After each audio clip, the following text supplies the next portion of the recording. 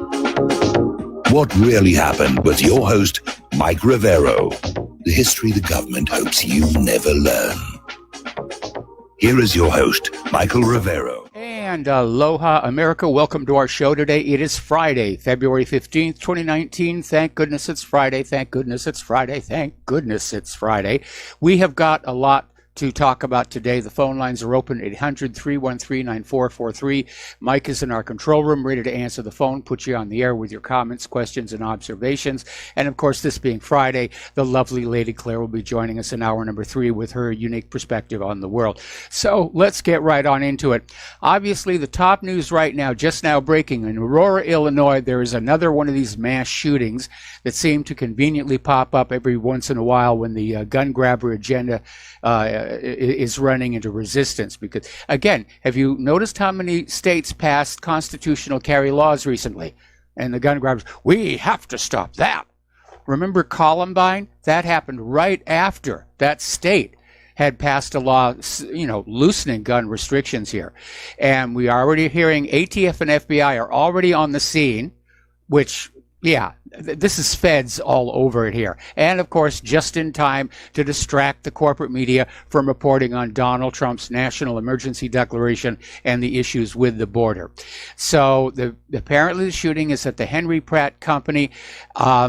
And so far, I mean, it's live coverage and they're blasting it all over, but not a lot of actual hard information.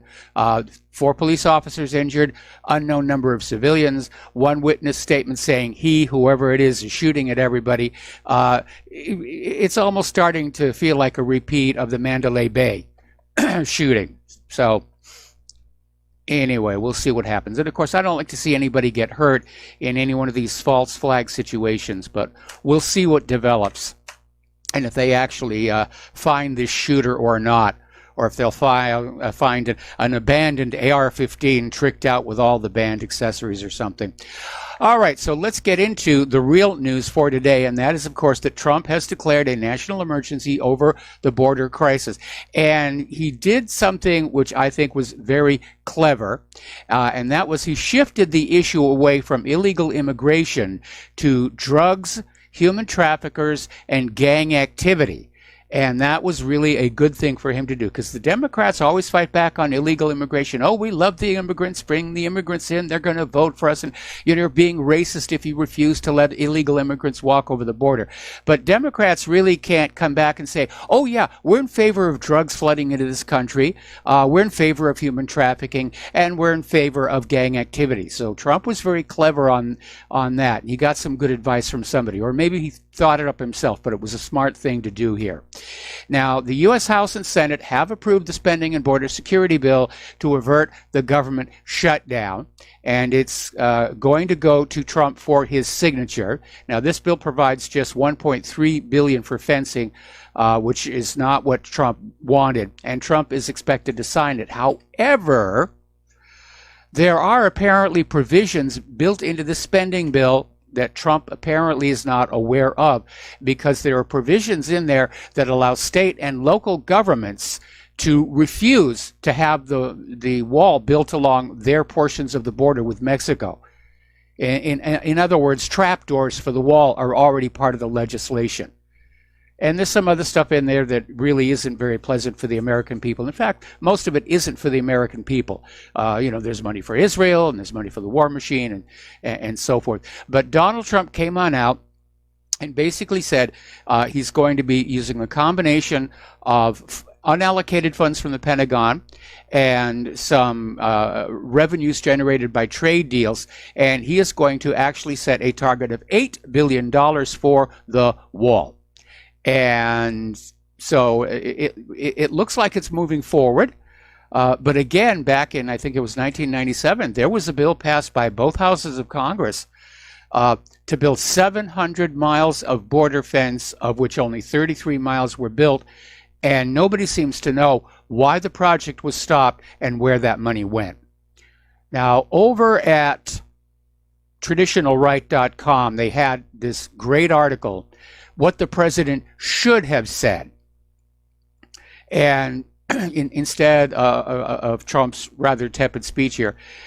This says, let us imagine I'd received a telegram from the White House requesting me to draft remarks for the president. Here's what I would have had him say. Once again, the left-wingers who run the Democratic Party have refused to defend America and its citizens from invasion.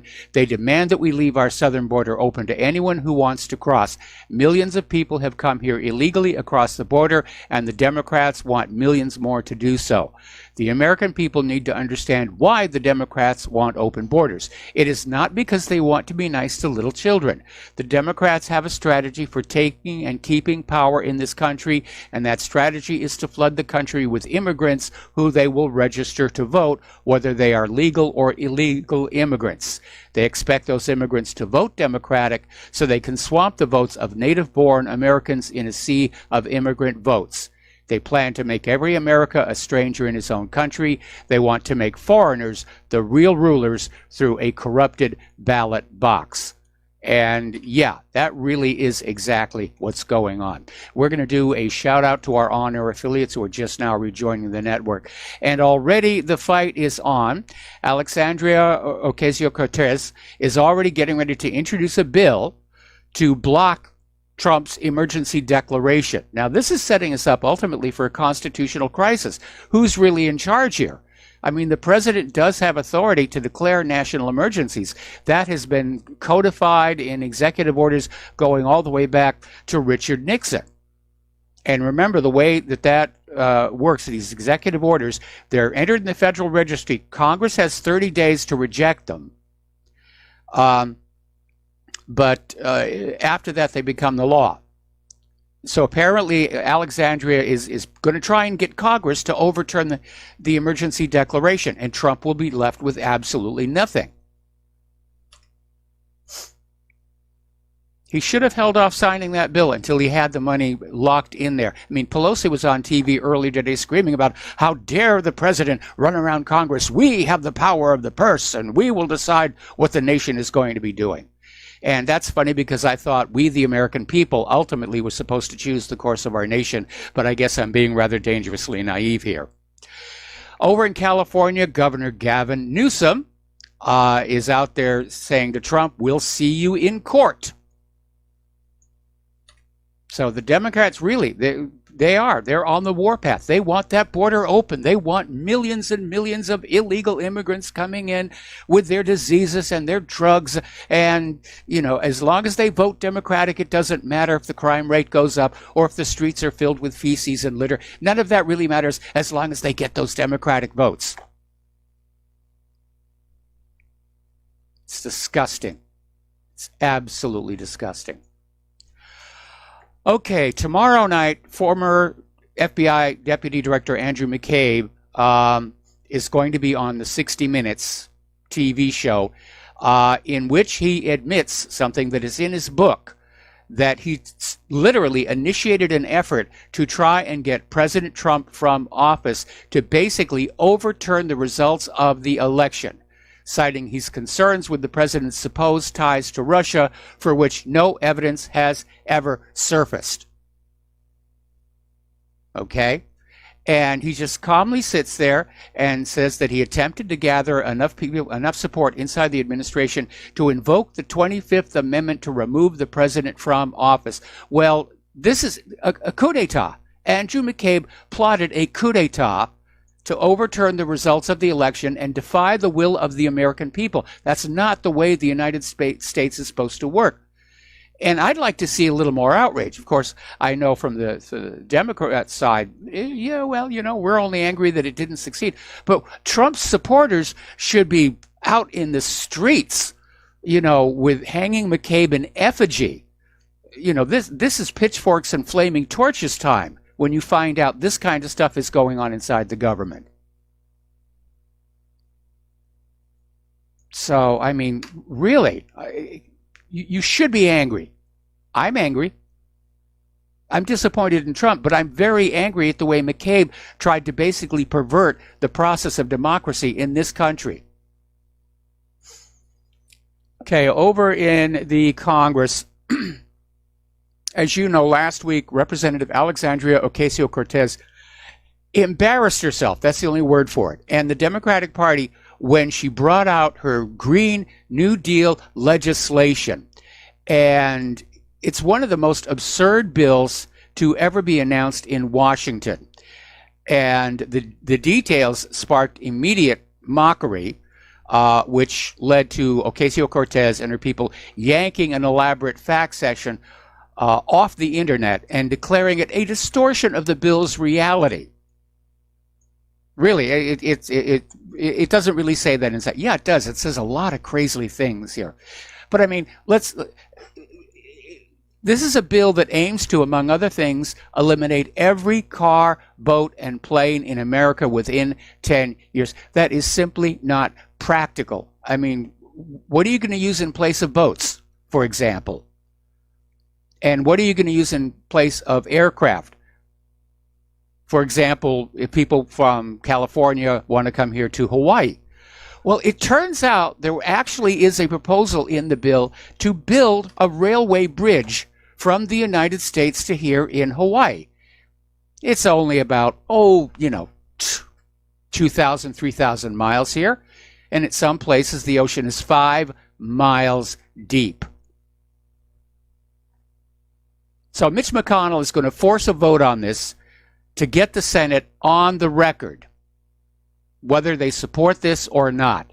And McConnell is smelling blood in the water, because if these Democrats vote for it, that will work against them in 2020 or the next time they're up for election. And if they vote it down, it's a disaster for the Democrats' rising star, Ocasio-Cortez. So now she's out there trying to play the victim card, feels sorry for me, and she's making a big deal about this naked picture hoax, and she's slamming conservative media for publishing a fake naked image of her in a stinging rebuke of Republican efforts to smear her. And she also took a shot at the Daily Mail. Well, this image has been doing the rounds on Reddit for over a month. It's already been completely discredited. It's not like anybody really wants to see her naked anyway. But this isn't the way Republicans operate. It's the way Democrats operate.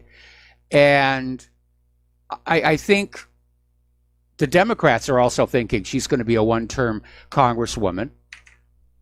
But I think Alexandria is playing the poor victim card. Feel sorry for me.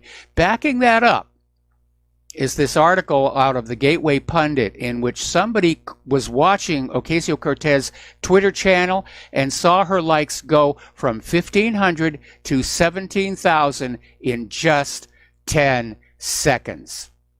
So you think about that. All right, we're going to grab some phone calls here. We've got Steve Elkins. Aloha, Steve. Welcome to the show. What's on your mind? Well, you had a caller yesterday. I was very interested in what he had to say. He kind of painted a kind of a doom and gloom picture that, and he pointed out some things that were very, very important. The timing of everything. And Donald Trump having the majority in the House and the Senate, not doing anything then about the border walls, but waiting until it changed, it shifted the other way, and then now wants to do something about it. I'm concerned about that also. It's almost as if he's trying to appear, he's posing as if he cares, or maybe he's just working with the globalists all along. I kind of wonder. But that's an interesting point to point out. Why not act when you have the majority and he waited so long? Second thing is, with the money that was taken from El Chapo under civil forfeiture, if that's $17 billion, that's a true, accurate number. Why not just take that? You mentioned it yesterday. Take that and use that for your border wall.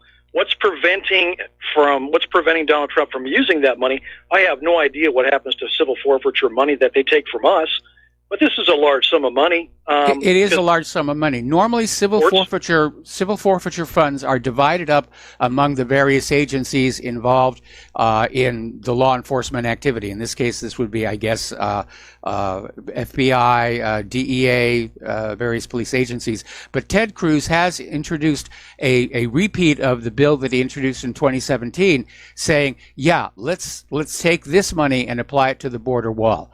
Now, I don't know when it's going to be brought to the floor for a vote. I'd like to see it happen real soon. But again, we're seeing this incredible factionalization between the open borders people and the real Americans who want our country to stay America. Just like we're seeing over in Europe, where the Europeans are now seeing Europe melt away in favor of this multicultural goulash that's being poured all over them. Yeah, well, how would the Democrats respond and negatively saying, you can't do that? I mean, he's not getting the money from the Congress. He gets it from the civil forfeiture. The wall gets built. Well, what excuses can they use to say, no, you can't use that money? I mean, this is kind of crazy. This is a great opportunity for him because right now he's going to be tied up in the courts now. And it'll probably be pushed over here's to the Supreme problem. Court. Ted Cruz's bill probably is not going to get through the House of Representatives because it is now a Democratic majority. And they'll just say, well, we just felt the money should really go to other things like, providing abortions, providing birth control to high school kids, and, funding gender transition surgery and things like that. That's it for me, Mike. Appreciate it. Have a great show. All right, thanks an awful lot. We're going to let you go, and getting an update from the mass shooting over in Aurora, Illinois. They're now making a big deal out of witnesses saying that they saw green laser beams. So looks like the agenda for this staged shooting is to outlaw laser sights. So that's going to go on the list of, oh, you're a terrorist or you're a mass shooter if you have a laser sight. No, maybe I just want to make sure I'm hitting that burglar who's breaking into my home. All right, back to the phones. Don in the Philippines, aloha. Welcome to the show. What's on your mind? Hello, Mike. I don't think Trump should pass he should not sign this bill. But it looks like he's going to sign it. He's turned into a guy that's just conciliatory. He's clearly not read it. He's clearly not read it. The Democrats have engineered all kinds of trapdoors into his border security wall.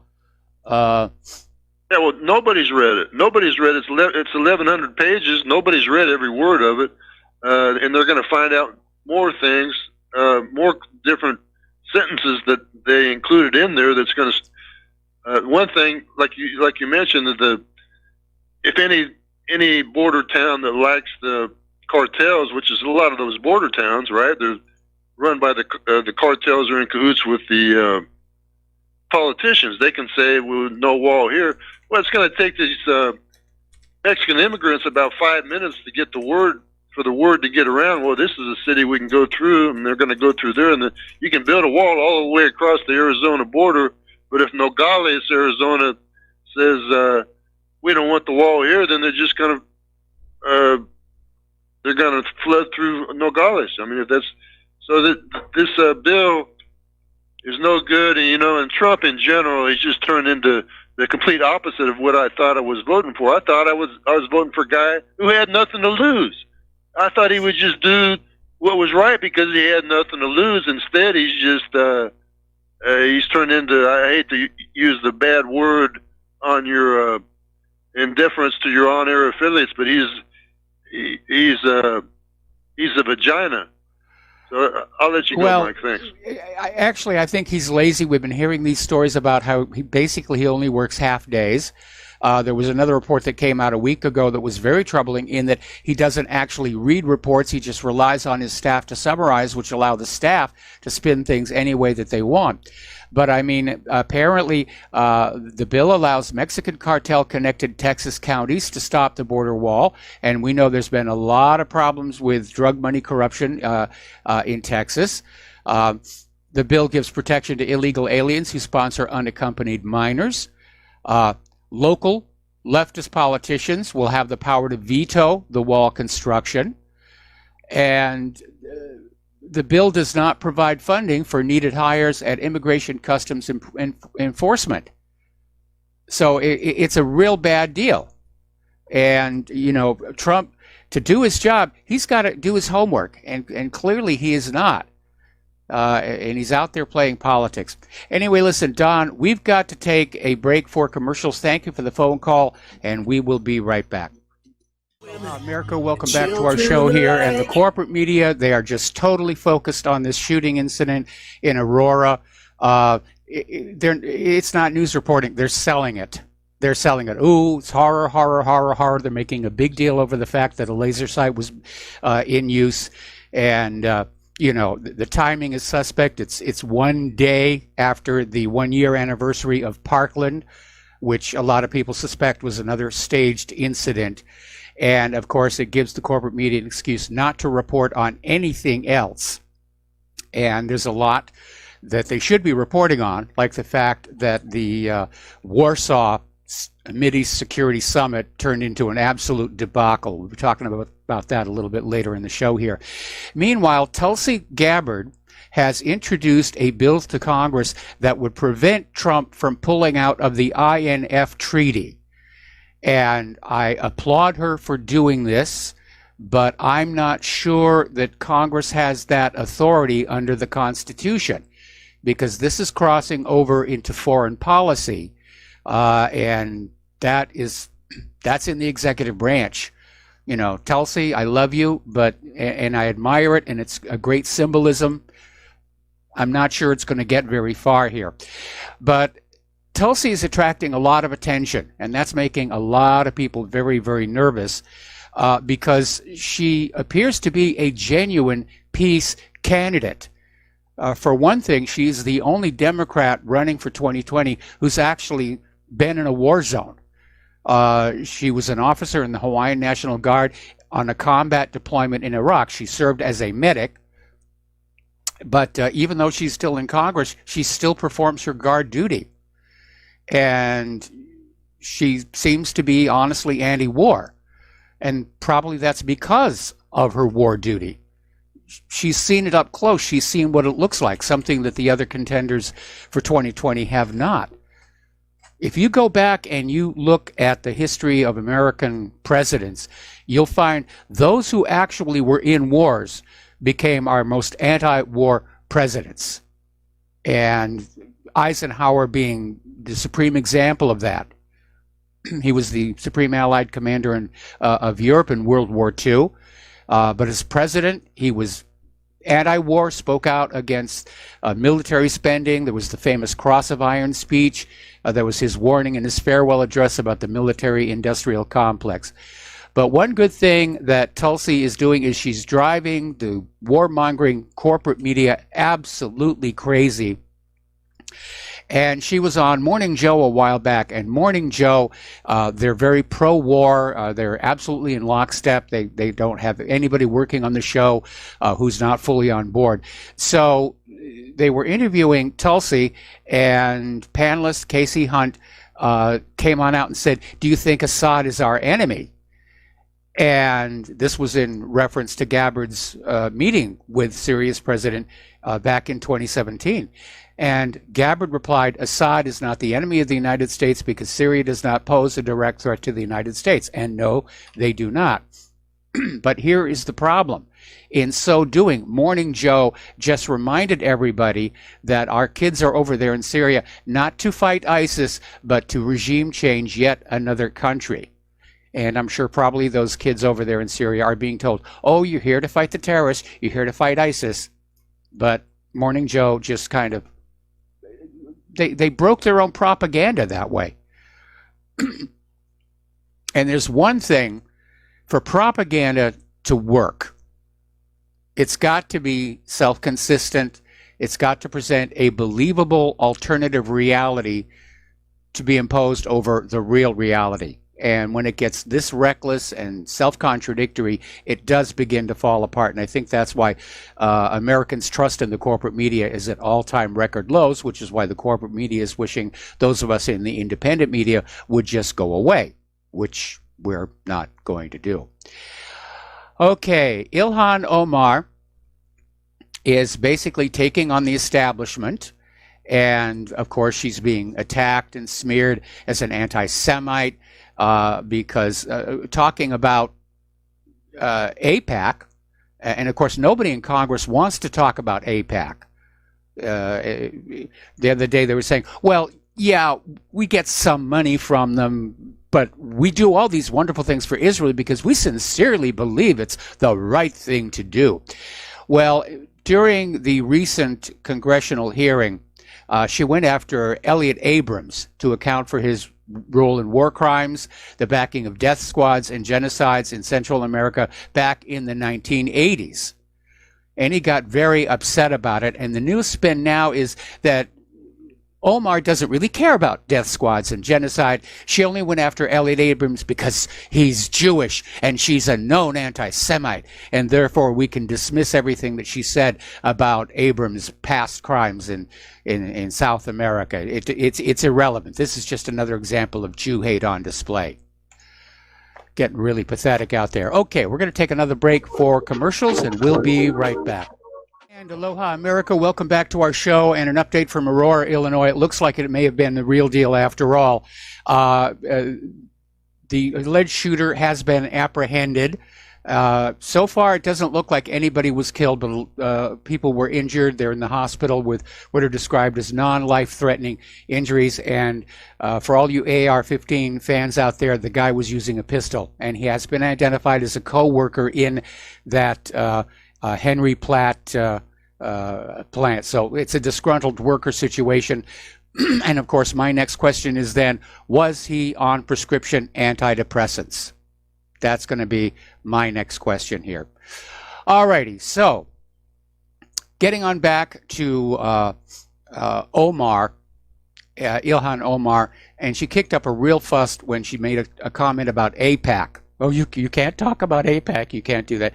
But the reality is AIPAC, and for that matter, the Adelsons, they're just the very tiny tip of a very large iceberg. If you want to talk about the Israel lobby, it stretches way, way beyond AIPAC to all these groups in every single state, groups on college campuses, and they work to basically shout down any criticism of Israel, shout down any support for Palestine. It is a huge, huge enterprise, and they do control vast amounts of resources, and they do, in fact, influence our government. Remember what they did to Cynthia McKinney. And attacks on Ilhan Omar seem to be less about protecting the Israel lobby, which is kind of an open secret, rather than to derail growing acknowledgement of the suffering of the Palestinian people, because that's what Israel is really worried about right now. They don't care about the fact that the American people know Israel is controlling the country. Remember that quote from Ariel Sharon from years ago on the radio saying, "We, the Jewish people, control America and the Americans know it." They don't really care. But what they're really afraid of is the growing global awareness of how the Palestinians are being made to suffer and the growing world sympathy as evidenced by the support for the boycott, divestment, and sanctions movement. Okay, so here's an interesting little article, came out of uns.com. Will diversity be the death of the Democrats? And obviously, both of our so-called traditional political parties are coalitions.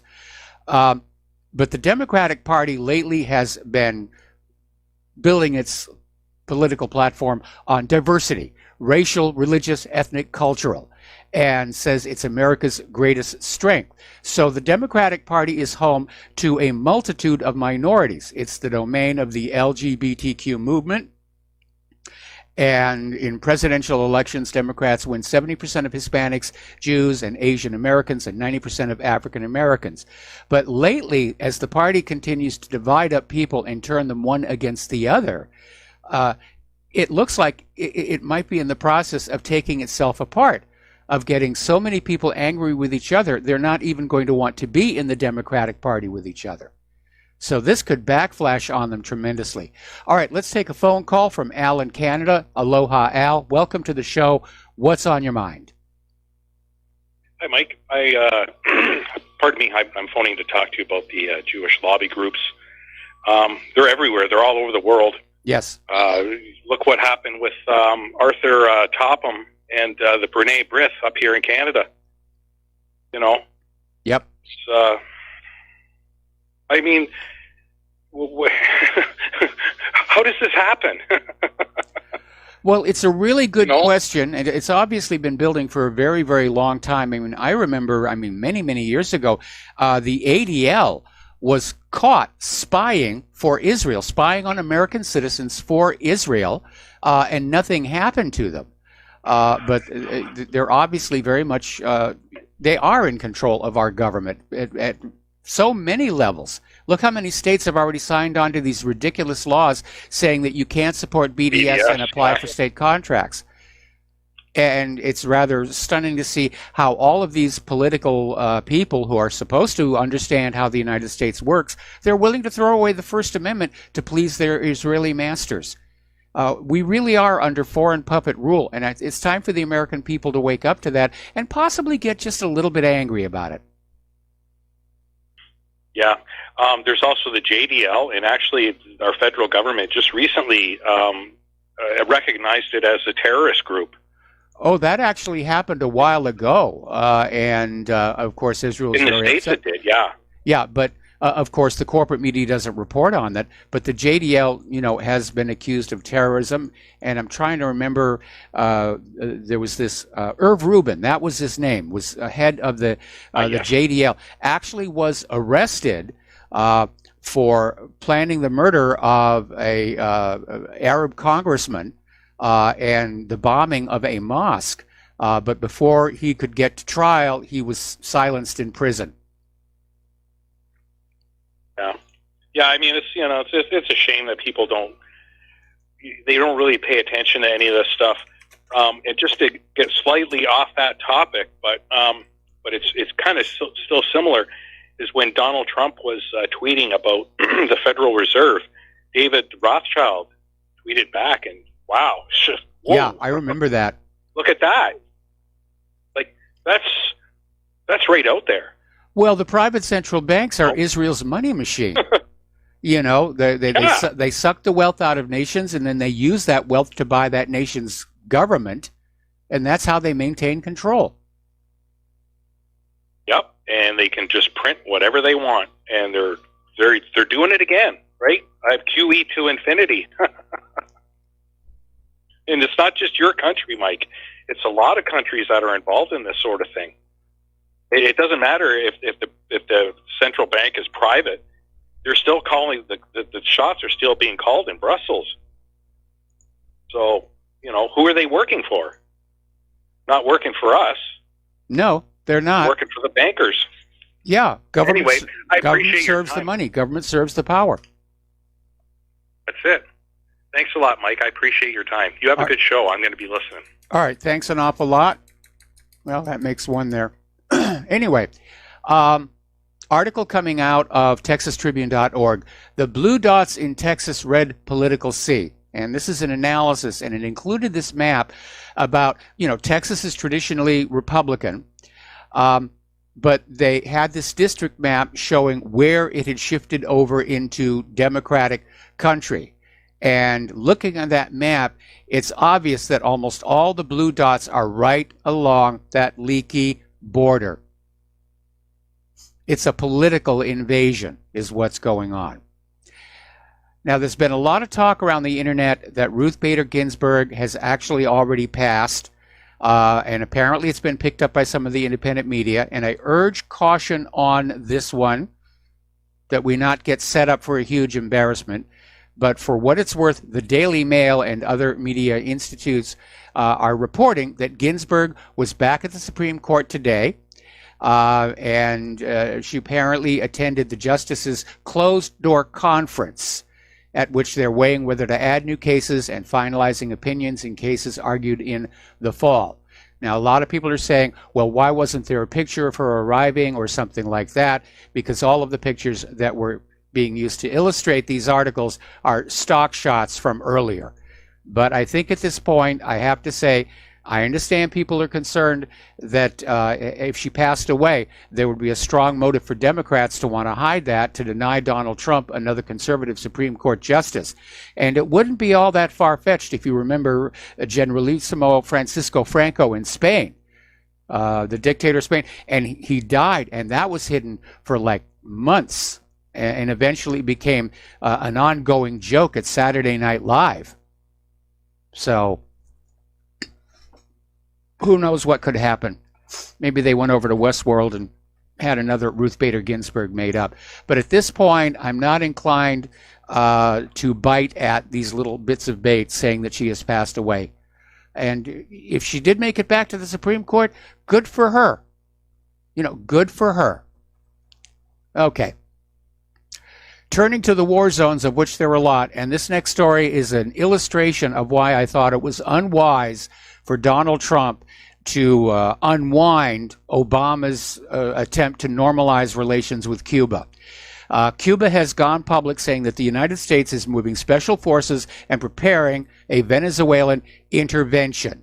And they're saying it's a covert plan to intervene under the pretext of the humanitarian crisis. And dovetailing with that, of course, AP is reporting a leaked State Department email that U.S. military aircraft are being ready to deliver 250 tons of humanitarian aid to the Venezuelan border, where supposedly Maduro cannot stop them. Humanitarian aid, guns, bullets, bombs, bandages, things like that. Wouldn't be the first time that weapons of war were being sent around the world disguised as humanitarian aid. All right, we're going to take another phone call here. Art off the grid, aloha. Welcome to the show. What's on your mind? Hey, Mike, I want to talk about this declaration that Trump has just put out. I'm so fed up with this garbage. It is absolutely ridiculous. And I think it's about time in these next upcoming elections, we start to elect people that actually know and have a full comprehension of the Constitution and the authorities of the various positions, be it president, senator, whatever the case may be. In the previous broadcast with Mark Anderson, I mentioned the presidential authority on immigration and how he can control it. I should have been a little bit more clear. It's not in the Constitution. I actually went back and looked it up. It's in the Immigration Nationality Act, Section 212F, and it reads, whenever the president finds that the entry of any aliens or of any class of aliens to the United States would be detrimental to the interest of the United States, he may, by proclamation and for such period as he deemed necessary, suspend the entry of all aliens or any class of aliens as immigrants or non-immigrants, or impose on the entry of aliens any restrictions he may deem appropriate. Whenever the Attorney General finds that a commercial airline has failed to comply with regulations of the Attorney General relating to the requirement of the airlines for the detection of fraudulent documentation used by passengers traveling to the United States, including the training of personnel in such detection, the Attorney General may suspend the entry of some or all aliens transported to the United States by such airlines. There is your presidential authority right there in black and white. Ladies and gentlemen, take it for what it is. Donald Trump, pull your head out of that dark, dusky place you got it stuffed, get a whiff of fresh air, and do your damn job. Okay, well, first of all, that's Title VIII. That's in there. We've talked about that on the show here before. Getting back to your first point about the next election, electing people who actually know the law and the Constitution, and it's amazing. We're still a little embarrassed out here in Hawaii that Macy Hirono didn't understand it actually is against the law to just step across the border into the United States. But unfortunately, we live in an age where elections are won and lost on the basis of style and image rather than substance. Now, it wasn't always that way when the country was brand new, before there was, radio and TV.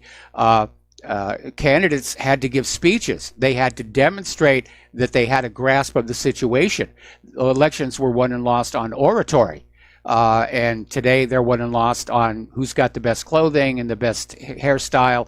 And it ought not to be that way.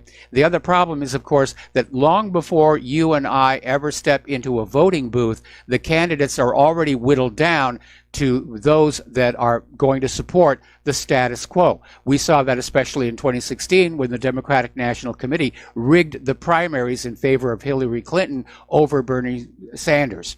So our election system is a joke. Our political system is completely corrupted, and I wish we could fix it at the voting booth. But until that election system is overhauled, that's not going to be possible. And unfortunately, because so many of the people in our government benefit from election fraud, they're not going to do anything to fix it. I think that's why there was such a pushback against Donald Trump's Election Integrity Commission, to the point where he simply disbanded it and said the Department of Homeland Security will take care of election integrity. But all DHS did was go on out and do some computer security stuff on those electronic machines without addressing the issue that the software in the machine from the point of manufacture is already set to steal elections. Yeah, unfortunately, I have to agree with you. And, you know, maybe there's got to be some way, and I wish somebody could could come up, or a group of somebody could come up with some way of remedying this by saying, you know, whenever they want to put somebody out there, you know, if we can, as a people, unite and stand up and say, look, unless you really understand this, you don't get our vote, and we will absolutely flatly refuse to recognize any authority you may try to claim you have until you get a clue. I mean, something's got to break at some point. Either we start holding these people accountable, we start getting people in there that actually know what they're doing, or we go for full-blown revolution. One way or another, this has got to end. Well, Thanks, again, Mike. I'm opposed. Let me reiterate, I'm opposed to civil war or revolution. The wrong people get killed and crippled in those kinds of things. I still think that this country is headed to a Soviet Union-style collapse, and our best course of action is to be prepared to survive that period of difficulty while we, the people, get together and put together a new country, excluding the current members of our current government from taking part in that process. And that's going to be the hard part. I mean, Putin had to literally kick people out of the Russian republics to keep them from trying to take back over the place there. But again, the corporate media is supposed to hold our politicians accountable, but it doesn't. And so when you see a press conference, it's just another theater presentation where the prostitutes and correspondents ask these pre-planned softball questions to which the politicians will give a pre-planned answer. And the Americans think they're hearing a real debate and a real examination of the candidates, and they're not. They're not. And that's how we wind up with people like Sarah Palin and Alexandria Ocasio-Cortez, in positions of power. And by the way, have you noticed that ever since Alexandria Ocasio-Cortez was elected, people have stopped telling dumb blonde jokes?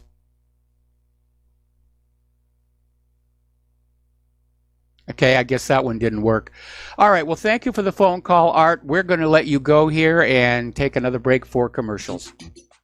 And aloha, America. Welcome back to our show here, and an update from Aurora, Illinois. And when this story was first breaking, the facility was described as a warehouse, the Henry Pratt warehouse. Turns out that was a misreport. It's actually a manufacturing facility. That's why there were so many people around for this shooter to shoot at. There is a report that a coroner is now on the scene, so there may have been at least one death. But everybody else is wounded, non-life threatening. The police are saying that their 4 officers were wounded, not seriously. So again, they are not identifying who the shooter is or what his motive was, but he did apparently work at that factory. So it's some kind of disgruntled employee situation. And again, I want to find out, was this guy on prescription antidepressants? Because we know those have been a factor in so many of these tragic incidents here.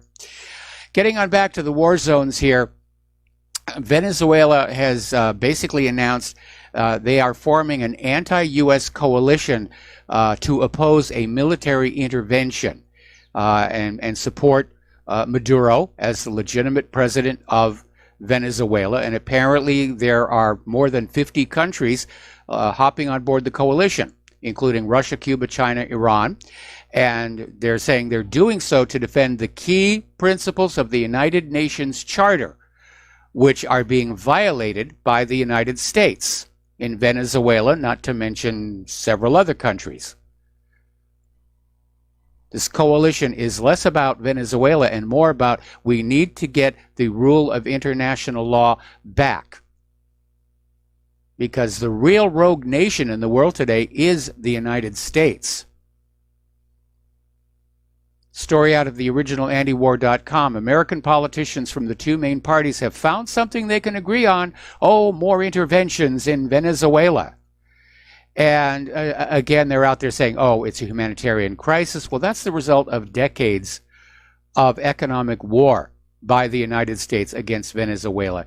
And the usual canard that they come on out, we have to bring democracy to Venezuela, ignoring the fact that Maduro was elected in presidential elections deemed transparent by international observers in May of last year. And have you ever noticed that every time the United States goes in, into another country to bring them democracy, what actually emerges is a dictatorship? It may try and make itself look like a democracy. They might have elections with just one candidate on the ballot. But think Shah of Iran or the dictator Pinochet, and you'll get the idea of how this goes. No, we're not in the business of bringing democracy to the world. The United States is in the business of crushing real democracy around the world to make the world safe for corporate greed. Now, John Bolton is out there once again shaking his fist and screaming at the rest of the world, don't you dare buy Venezuelan oil. Don't you dare do it. Don't you dare do it. We'll be right back. And aloha, America. Welcome back to our show, hour number 2. The phone lines are open, 800-313-9443.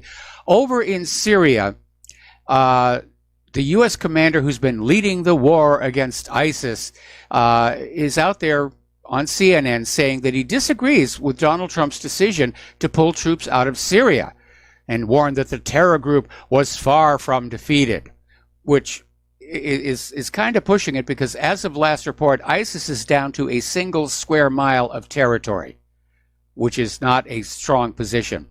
But Joseph Votel also said the U.S.-backed forces on the ground in Syria were not ready to handle the threat of ISIS on their own. Actually, Russia and Syria did a really good job of that. You know what's really going on here. If Trump pulls out of Syria, Votel's out of a job. That's one of the reasons you should be very cautious about anybody in the military saying, we must, stay in the fight. We must go here. We must go. It's their job, their promotions. And do you all remember MASH? Was a very popular TV series, was based on a movie, which was actually based on a book that was supposedly true. And in the movie, the guy playing the colonel would begin every one of his speeches in the dark days before Pearl Harbor. And that was a head scratcher. And then I got to work with the actor who played that role on a later project. And I said, what did that mean? And he said, well, because from the colonel's point of view, before Pearl Harbor, nobody was getting promoted. There was no money for any kind of equipment or anything. Everybody was just sitting around. And after Pearl Harbor, everybody was getting promotions and money. So there you go. Now, Russia is saying so far there are no signs of U.S. troop withdrawal from Syria, even though, in theory, Donald Trump has issued the order, trying to fulfill his campaign promise to get us out of some of these places here. Now, Senator Lindsey Graham is out there saying, well, first we need to find some of our European allies to send their troops in to replace the U.S. forces. And I don't think he's going to get a lot of support from that. Maybe Britain, maybe France, maybe Germany. But I think pretty much everybody in Europe is fed up with Syria. It's a losing proposition. And again, none of those allies the U.S. wants to send into Syria have the permission of the Syrian government to be there. Now, Graham is saying the purpose is a lean, joint military presence to enforce a safe zone that would protect the American-backed Kurdish forces in Syria from Turkey, watch for the reemergence of ISIS, and buy time for a Syria peace process in Geneva. Well, last I heard, that peace process in Geneva is going along pretty well. And I don't think it's going to need a lot of time. Pardon me. Yesterday, Valentine's Day, the Syrian Arab Army, and remember, that is the official army of Syria. There are so many of these groups running around, you have to keep them sorted out. Anyway, the Syrian army ambushed an ISIS unit in the Damascus desert, killing several of the terrorists, and they captured a large number of weapons and equipment, including a Konkurs anti-tank guided missile launcher, several RPG-7 launchers, several machine guns, mortars, a satellite communication system, and 2 vehicles. And according to the Syrian army, the ISIS unit was likely attempting to smuggle those weapons and equipment to ISIS cells operating near the area of Al-Tanf. Excuse me there. In northern Hama and southern Idlib, the Syrian army repelled several infiltration attempts by the Turkestan Islamic Party and Hayat Tahrir al-Sham. And both groups have recently expanded their influence within the Idlib demilitarized zone, which has been demilitarized only by name so far. Anyway, something that I'm sure the corporate media is glad not to have to report on today, or will not report on today, was this conference in Warsaw. Was supposed to be the Conference on Middle Eastern Security, but as it turned out, the U.S. admitted it was about reinstating the U.S. lead role in diplomacy for the Mideast. In other words, we're back in charge, guys. No making deals amongst yourself, no more treaties and no more currency deals or anything. We're back here in charge. And apparently this forum was planned last year by the Trump administration to bring Washington back in from the diplomatic cold, which it created for itself when it abandoned the P5+1 deal with Iran. So the tearing up of that deal isolated the U.S. from the other signatories, Russia, China, and the Europeans. And so by holding this high-level conference on Iran, the idea was to burnish Washington's diplomatic standing in the Middle East. The problem is that participants, and there were representatives from something like 60 countries there, the participants saw the real agenda was an attempt by Washington to try and bolster international support to go after Iran. More economic sanctions followed by eventual actual war. And they really didn't want to hear about that.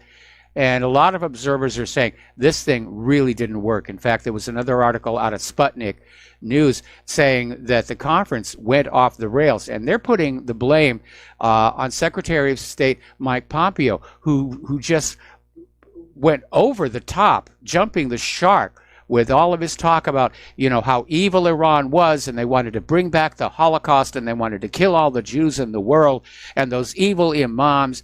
And having heard all of that before, back during the run-up to the 2009 attempted coup d'etat in Iran, people really weren't buying into that. So Pompeo wants to confront Iran, but how can he do it without the support of the rest of the nations in the Middle East? Because it looks like that they didn't get any traction. It was a bust. The whole thing was a bust, and the U.S. is still isolated from the Middle East, except, of course, for Israel, which loves us as long as we give them money and weapons and let our kids fight in their wars. We're going to do a shout-out now to our on-air affiliates who are just now rejoining our network. Another little article here. This is out of Ynet News, and it's asking, will Netanyahu's grandstanding up in Warsaw help or hinder him? Because he's got an election coming up here. And they start out by referencing the 1996 Sharm el-Sheikh conference that was supposed to help Shimon Peres keep his prime minister's chair and save the peace process. And they're saying, will this work? But unfortunately, no world leaders came to Netanyahu's aid in Warsaw. So it looks like he's just as isolated now as the rest of the United States. And it didn't help when Netanyahu made a comment about how Poland cooperated with Germany during the Holocaust, which they most certainly did not. And by the way, lest you fall into the corporate media illusion that all those German slave labor camps were filled with nothing but Israelis. Actually, Israelis were a minority population. They were filled with Poles, they were filled with gypsies, they were filled with gays, they were filled with mentally retarded, they were filled with anybody that Germany felt didn't deserve to be in German society. And there were a lot of Poles in there. So for Netanyahu to make that comment, needless to say, it irked the Poles tremendously. And Netanyahu said, well, I'd like to clarify that. And we don't know what the clarification was, but the Polish government came on out and said they were happy with that. Now, needless to say, Netanyahu's call for war with Iran at this summit has sparked a backlash from Tehran. Now, to be fair, the government of Israel has pulled back from that, saying that it was a mistranslation. Netanyahu was speaking and tweeting in Hebrew, and the translations were botched. And so war with Iran, according to one source, is now combating Iran. According to another source, it's the struggle with Iran. But needless to say, Tehran is saying that first one is probably the correct one, because that's what Israel has been saying for decades, that Iran is a danger, Iran is a threat, Iran has to be destroyed. Iran is just weeks away from having a nuclear bomb that they're going to use on Israel. And they've been saying Iran is weeks away from a nuclear bomb for 30 years now. And as we all know now, Iran didn't build a nuclear weapon, wasn't building a nuclear weapon.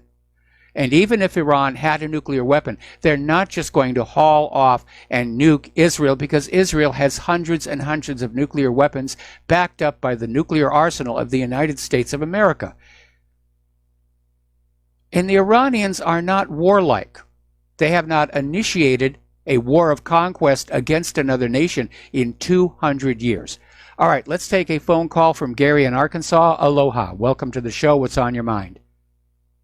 I'm a little behind. The phones are kind of screwed up today, but I wanted to go back to the voting machine thing. It is my understanding that these voting machines have a telephone line connected to them.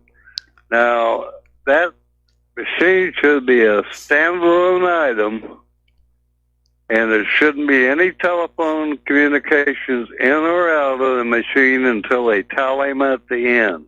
I think that's where the problem is. There's a lot of different problems. There's a lot of different problems. They shouldn't be connected to telephone lines. Even worse, it came on out that a lot of these electronic voting machines have built-in Wi-Fi. They're not supposed to. Now, the manufacturers of these voting machines are saying the Wi-Fi is just there for technicians to have a quick and easy way to perform diagnostics and adjustments. But obviously, it could be another way to get on in and adjust the results. Over at blackboxvoting.org, Bev Harris has documented how these electronic machines are designed to steal elections, and she focuses on the machines that were made by the Diebold Corporation using a software system called GEMS. And owing to carelessness over at Diebold, the source code for the GEMS software was left out there on a public FTP server, and Bev Harris downloaded a copy. Diebold tried to take her to court and say that she stole the software from them, and get an injunction against her making it public, but the court said no, that was just out there on the net. It's like if somebody leaves a donut out on the porch rail, it's not really stealing if somebody takes it. So, just going through the GEMS software, Bev Harris found no less than 12 different ways to change the election outcome and not leave a trace.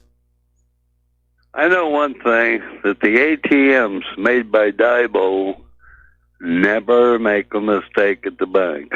That's exactly right, which is why if these electronic voting machines are this crooked, it had to be by design. And there was a huge, huge fight by all of these electronic voting machine companies to keep the inner workings of these machines top secret. There were all kinds of voter integrity groups, voter rights groups who were saying, look, all these things do are count button presses or holes in card. Why is it such a big hush-hush secret? And so the electronic voting machine company said, look, we'll set up another company, an independent company, nudge, nudge, wink, wink, say no more, that will independently validate that these machines are very accurate.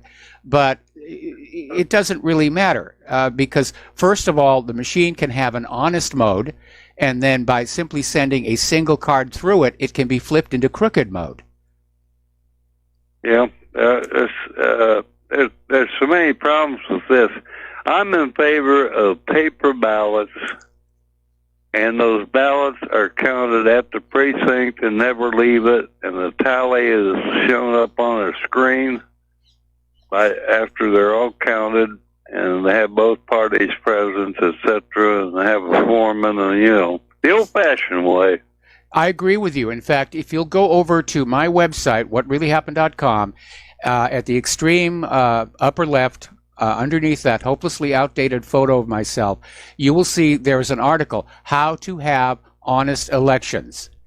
And it lays out a recipe for having honest elections. And ever since I put it out there, I've received emails from people in other countries saying, our election system is very much like that, and it works. So we could have an honest election system. And this one could definitely work. I'm not saying it's perfect, but it makes election fraud extraordinarily difficult to carry out and very easy to detect, as opposed to our current system, which seems to intentionally designed to facilitate and then conceal massive election fraud. Isn't it interesting that the host, the guest, and the listening audience all have solutions, and most of them are very good solutions to all these problems, yet the senators and congressmen can't figure it out. They don't want to figure it out.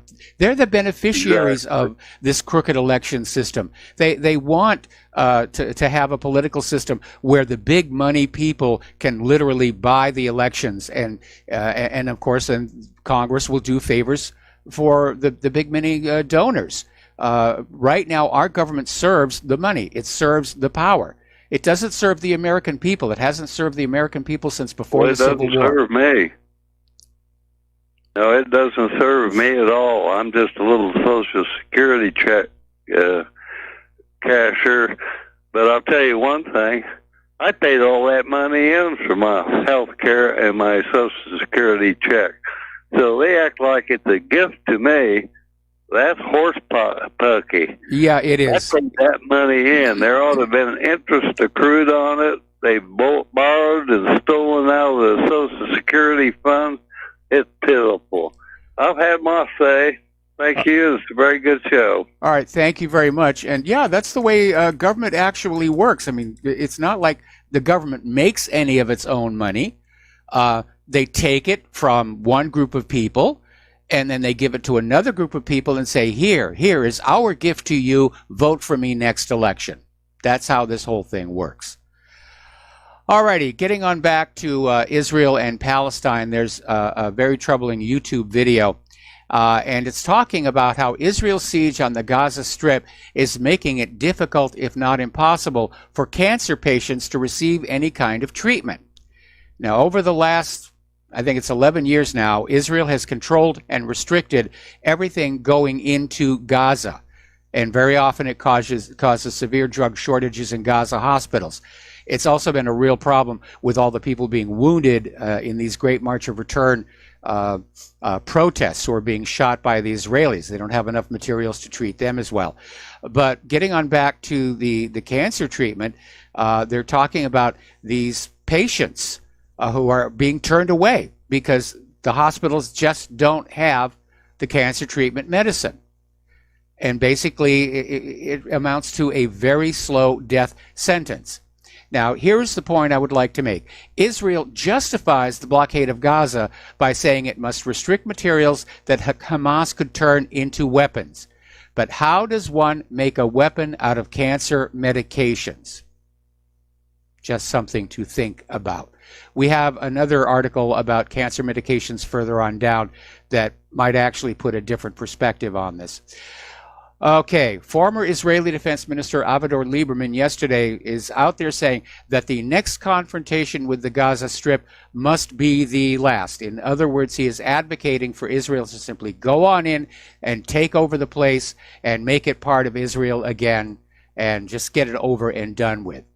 And so Lieberman is basically out there saying that, you've got this great march of return along the Gaza Strip border fence, and saying this is leading to a major escalation with the Palestinians in Gaza.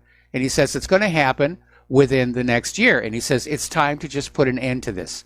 So he's out there openly talking about, the final solution to the Palestinian question. He's talking about genocide. And of course, the American corporate media isn't going to say anything about it whatsoever. Meanwhile, ever since the international observers have been kicked out of Hebron, the illegal settlers are apparently going on rampages. They're marching through the city shouting death to Arabs and Palestinians must leave and we want you all to die and things like that. Shades of crystal knocked. Okay, we're going to take another break for commercials and we'll be right back. And aloha, America. Welcome back to the show here. And I want to share something with you. A couple of days ago, I got an email from somebody saying, I would like to donate, but I don't have a lot. I could send a few bucks. And my response to that is, yeah, if you can spare it. There's no such thing as too small of a donation. And I shudder to think that there are people out there who want to support Republic Broadcasting who are hesitant to do so because they feel ashamed that they can't send something sizable. But, there is strength in numbers. And if everybody listening to this broadcast right now, and I mean every single one of you, sent Republic Broadcasting just $5, what an impact that would have. So get your paper and pencil out there. I'm going to give you the postal address to support Republic Broadcasting. The postal address is Republic Broadcasting Network, 2251 Double Creek Drive, number 302, Round Rock, Texas, 78664. The phone number where you can make a credit card or debit card donation or pledge to be a recurring subscriber is 800-724-2719, extension 1 during business hours, extension 3 at all other times. And that's today's message here. There is no such thing as too small a donation. What really happened gets donations of $1, and we're grateful for every bit of it because every bit of it does help. So thank you. The network thanks you. Getting on back to the news here. Over in the Gaza Strip, since we're talking about that, Israeli forces continue to use lethal force against the participants in the peaceful protests organized along the Gaza Strip borders. This is now the 46th week, coming up on the first year anniversary, along the eastern and northern border area of the Gaza Strip. And the Israeli forces are also continuing to use armed force as well during the incursions into the West Bank. In the Gaza Strip, Israeli forces killed Hamza Mohammed Ishtawa, 17-year-old, Hassan Ayad Shalabi, 14-year-old, while and they were just participating in the return and breaking the siege march east of Gaza. And eyewitness said the civilians killed did not pose any threat to the soldiers' life. Remember, these soldiers have bunkers that they're firing from. They're not at any risk. And these are peaceful demonstrators. One Palestinian child, 16-year-old Hassan Nabil Ahmad Nofal, was 150 meters away from the fence when he was killed by Israeli soldiers. So, anyway, Israel may look to expand their covert war against Iran beyond Syria. Well, there's nothing covert about it. Every time Israel goes in to blow up some part of Syria, they're saying, oh, we're only hitting the Iranians. We're only hitting the Iranians. And Israel is always at some kind of war with Iran. They have been for decades, which is why Iran reacted to Netanyahu's comment up there in Warsaw. But ISIS is defeated, and like everyone else, Iran is scaling back its involvement in Syria. That's giving Israel fewer targets, and that's not what Netanyahu needs right now. He needs to be out there with the bombs and the blood and the smoke to try and build up the war fever to help his election opportunity. So now he's out there saying, well, we're going to have to look for Iranian targets in other countries. And so now we're getting a threat that Israel may attack what they are claiming are Iranian bases in Iraq. And no matter what you call it, however Israel justifies it, this is Israel dropping bombs on other countries. Technically, it's an act of war. And of course, what keeps those other countries from fighting back is the awareness of Israel's nuclear arsenal. I think that's why John F. Kennedy worked so hard to prevent Israel from acquiring nuclear weapons. He could see what was likely to happen. And I think the fact that Kennedy refused to allow Israel to have nuclear weapons was one of the many motives for his assassination. Okay, over in Germany, they're kicking off the Munich Security Conference, and it's going to be about transatlantic cooperation and consequences of a possible restart of superpower competition. Well, I don't think there's anything about possible. It's definitely underway. So the Munich Security Report is out there, and basically what it's talking about is that all of the countries who are not superpowers are getting very, very nervous about just how their countries and economies and populations are going to be impacted by all of this. Well, if it breaks into a full-blown World War III, yeah, a lot of it is going to get fought on European soil, just like a lot of World War I was fought on European soil, and a lot of World War II was fought on European soil. And I think the Europeans are probably a little bit annoyed that it may well happen again. We have to take another break here for commercials. We have another caller waiting on the line, and we'll be right back. And aloha, America. Welcome back to the show. Trump made a speech earlier today, and I didn't get to watch it because I was doing show prep. But apparently, during this speech, he made a very obvious bid to get a Nobel Peace Prize. And I think this is illustrates that Trump is being driven a lot by his own ego. And apparently he made a big deal about how Obama got the Nobel Peace Prize. He was in the Oval Office for just a short time, and he got the Peace Prize. And even Obama said, "What did I get it for?" And he went on to say, "I probably will never get it, but if you look at the Idlib province in Syria, I stopped the slaughter of perhaps 3 million people. Nobody talks about that." Donald, that's not very presidential to do that. Anyway. All right, let's take a couple of phone calls here. Joe in Tennessee, aloha. Welcome to the show. What's on your mind? Well, if he keeps making peace with the North Koreans, I think he definitely deserves a Nobel Peace Prize for that. And if, there's been a war going on for over 70 years now. So I would definitely think that he would deserve it if he does. I want to look at the total. I want to look at the total war-peace balance of the administration before I start recommending for a Nobel Peace Prize. Even though in recent years the Nobel Peace Prize has actually become a joke, if for no other reason than it was just handed to Obama for no particular reason other than politics. They gave one to Al Gore, actually. To Al Gore accepted it on behalf of somebody else. They've given it to people like Henry Kissinger, who was definitely a war criminal. There are countries on earth Kissinger cannot set foot in. He'll be arrested immediately.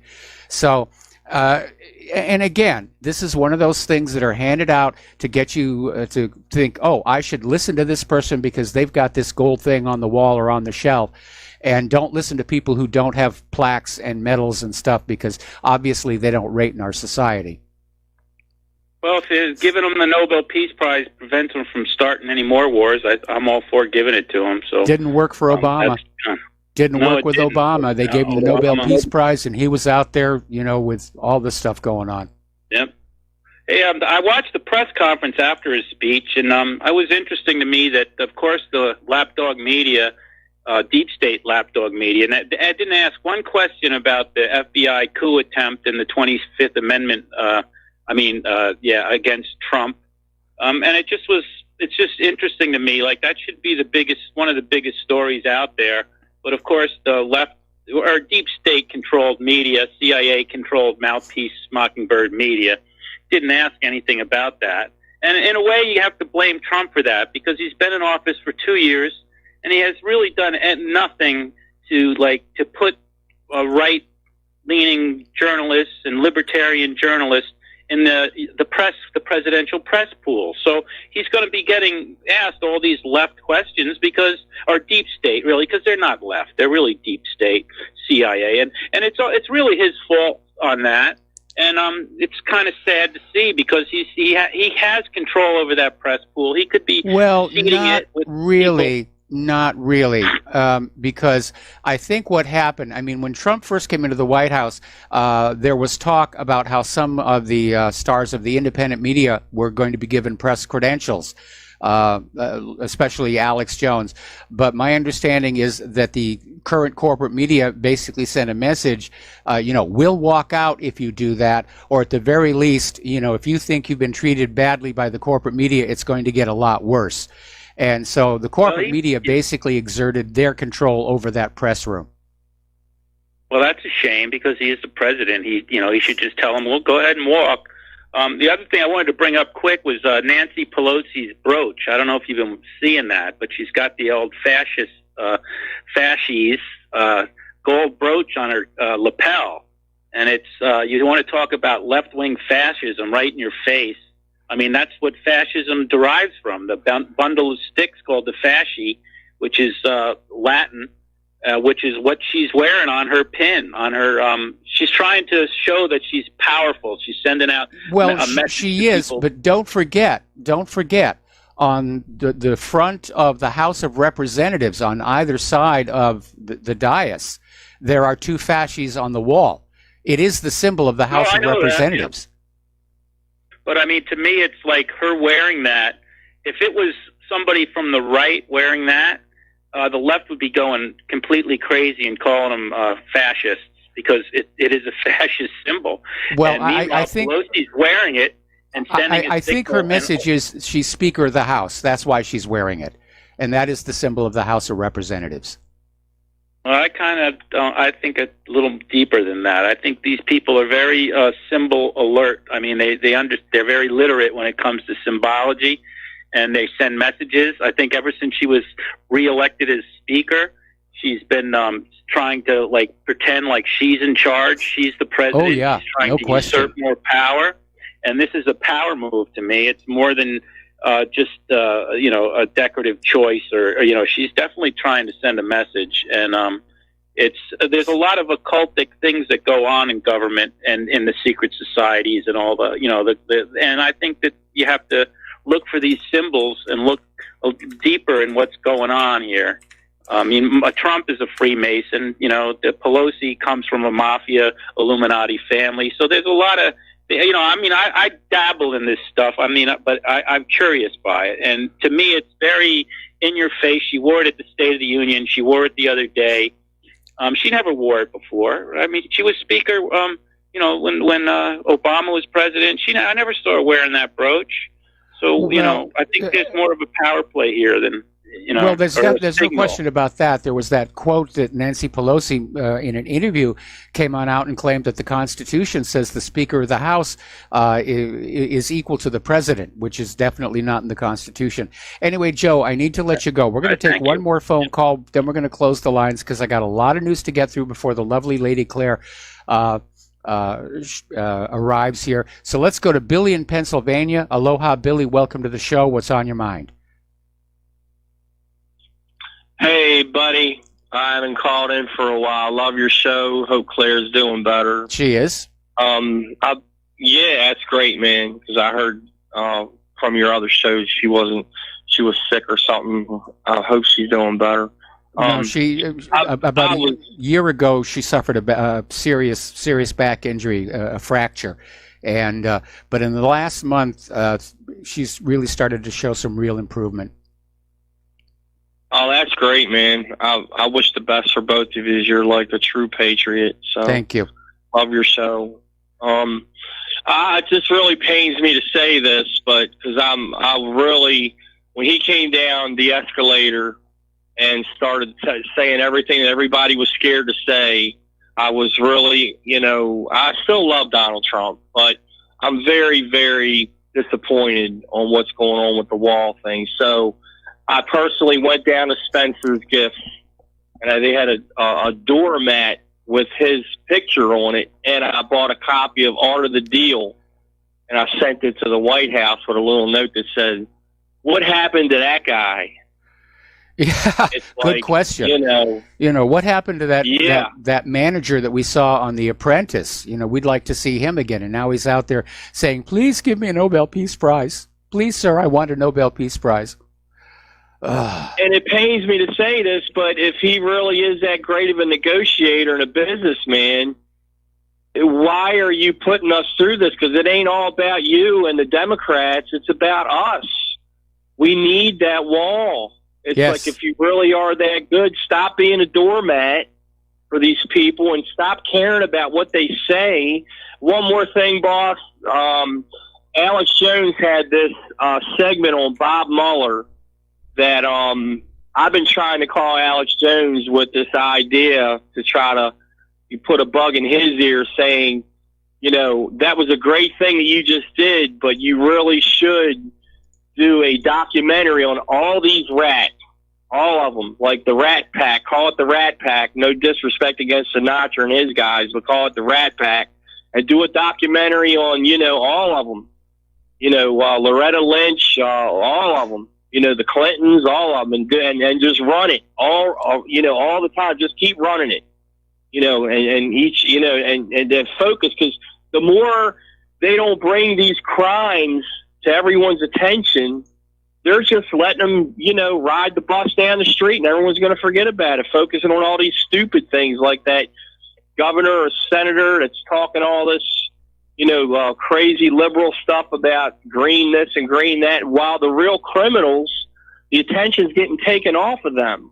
Yeah, that's what the corporate media is supposed to do. Other Rivero Rangers hear this, call Jones, and maybe he can do that. Or can you do that yourself, sir?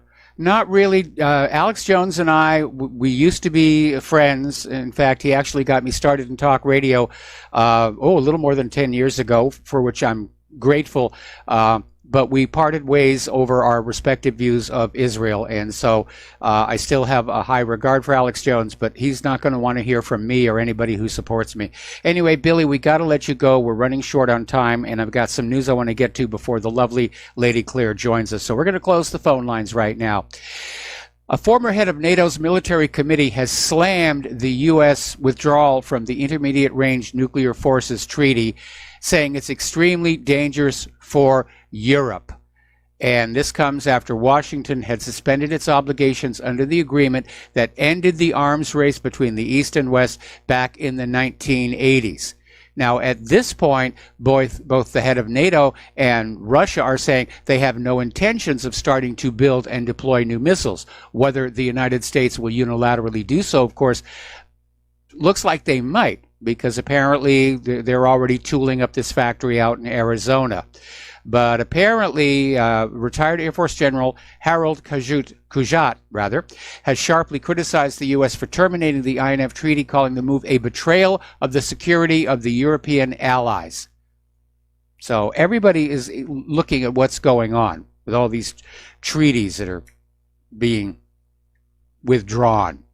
P5+1 INF, the ABM Treaty. Okay. Apparently, Libya's coming up on their elections, and they are already expressing concern that the United States will try to interfere in the Libyan elections in order to get a U.S.-friendly government into power. Why? To get control over the oil and what currency it is going to be sold for. So, anyway. The Spanish Prime Minister has called for general elections for the 28th of April, and right now there's a big brouhaha over in Spain. The Catalans want independence. The majority of Spain are opposed to that idea. There have been massive protests in Madrid. Over in France, during the Yellow Vest protests, apparently France has arrested and convicted about 1,800 Yellow Vest members so far. And that does not include the people who've been wounded by these pepper spray balls that can actually blind people. So that's still going on. Now, the CIA is saying that Saudi Crown Prince Mohammed bin Salman ordered the Khashoggi hit, but according to John Kiriakou, don't expect Saudi-U.S. relations to change, because all that money and all that oil and all that strategic control of the region is far more important than, you know, a little death by torture situation kind of thing here. Jared Kushner has announced that the Trump peace plan won't include the Saudi initiative. Now, what he means by that is the Saudi initiative was back in 2002, is the basis of the two-state solution. So Kushner has basically said that Trump's deal of the century is calling for a single state of Israel. And if the Palestinians give up their right to return, basically it's going to be a green light for Israel to say, well, Gaza and the West Bank now belong to us, which they've already been saying it for quite a while. Anyway, now over in Bahrain, Foreign Minister Khalid bin Ahmed Al Khalifa basically came on out and said that the only thing preventing Israeli-Palestinian peace is Iran's toxic money. Oh, yes, it's Iran is what's preventing there from being peace between Israel and Palestine, which is utterly ridiculous, and Bahrain is kowtowing to Israel. We all know that Israel doesn't want peace with the Palestinians. They want the Palestinians to leave.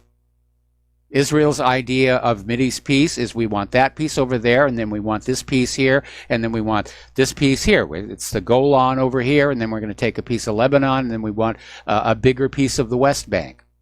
That's Israel's idea of Mideast peace here. Mike Pompeo is out there stating that the United States wants to, quote, get as far down the road as we can, end quote, ahead of a summit with North Korea in Vietnam this month.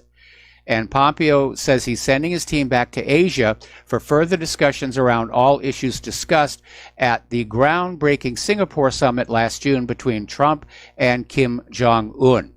So Pompeo wants to sort of preload the discussion as hard as they can in favor of the U.S.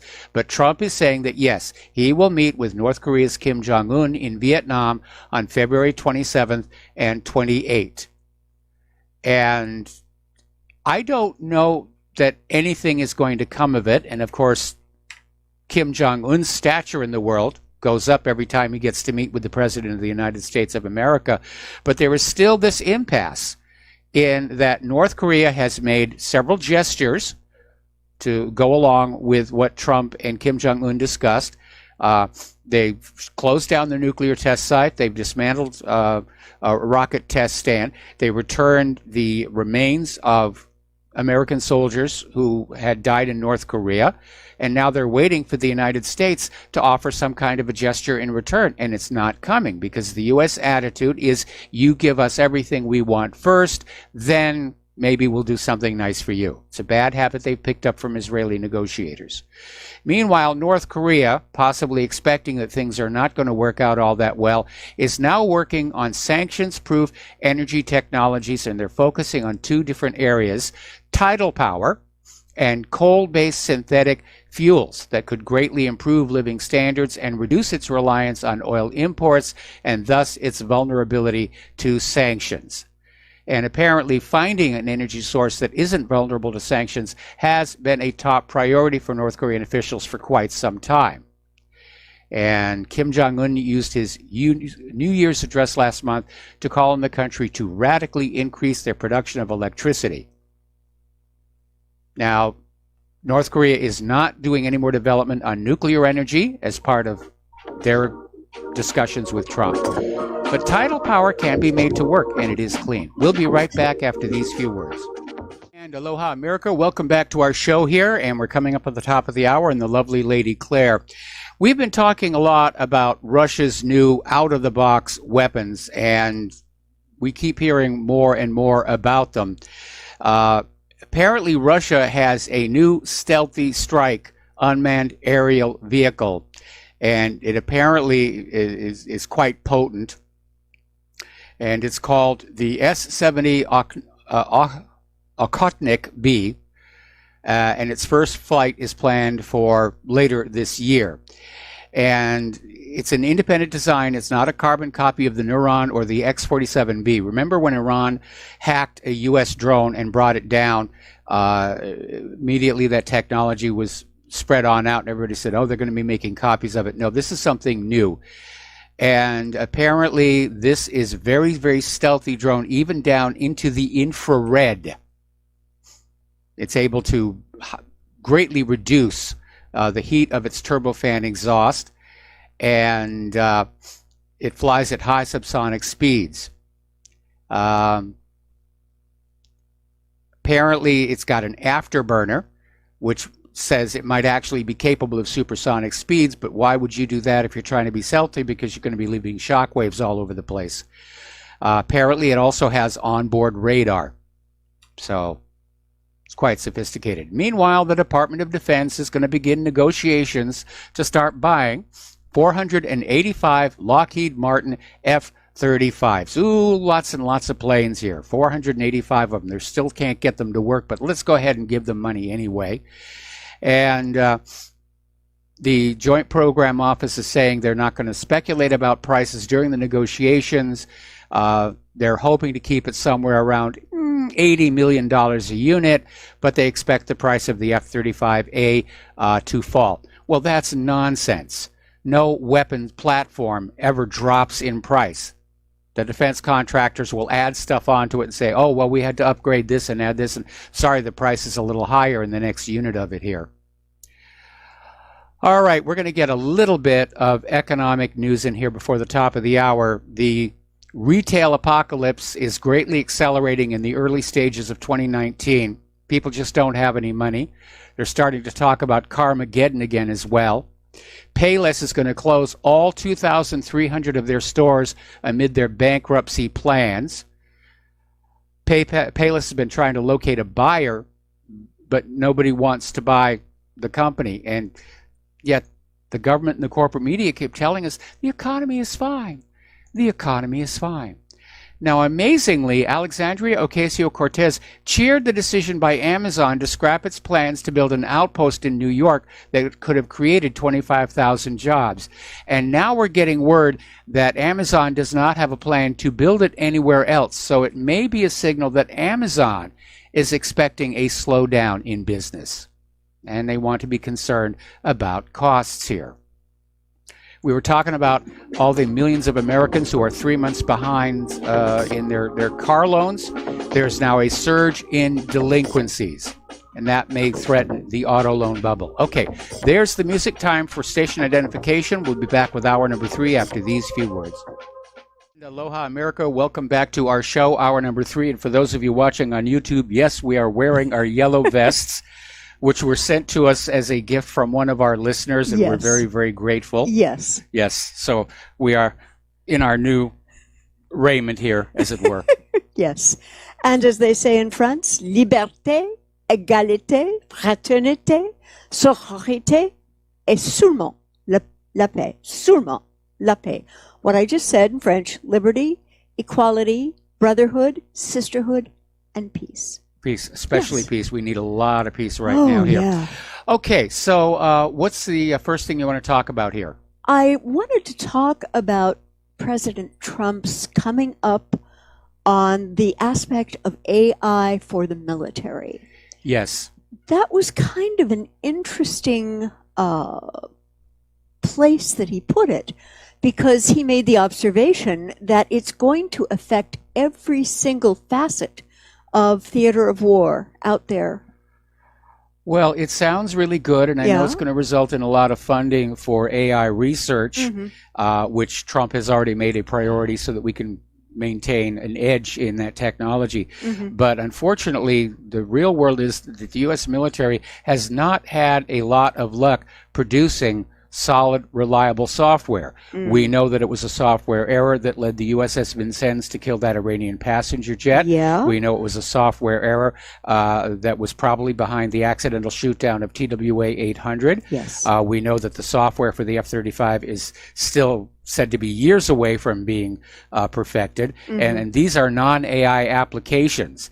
And given that AI can operate and change its own code and learn faster than humans can keep up, I'm a little concerned about this, that we may be getting into a technology that, as so many science fiction movies like to portray, could get out of our control very quickly. Absolutely. And there have been some stories on the potential for what they called killer robots who just take over and decide we're not useful anymore. That could very well be. And some of the early AI experiments have shown these systems can just go off into completely unpredictable areas.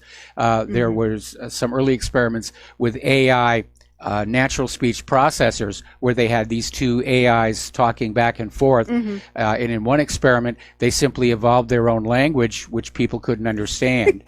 And in another one, one of the AIs went the computer equivalent of psychotic and just started screaming obscenities and "I want to kill you." And so, I'm a little concerned about this. That we're basically handing this kind of technology over to our weapons systems. And we're obviously not the first people to be concerned about this. I mean, iRobot is a good example. The film version, not the Isaac Asimov original.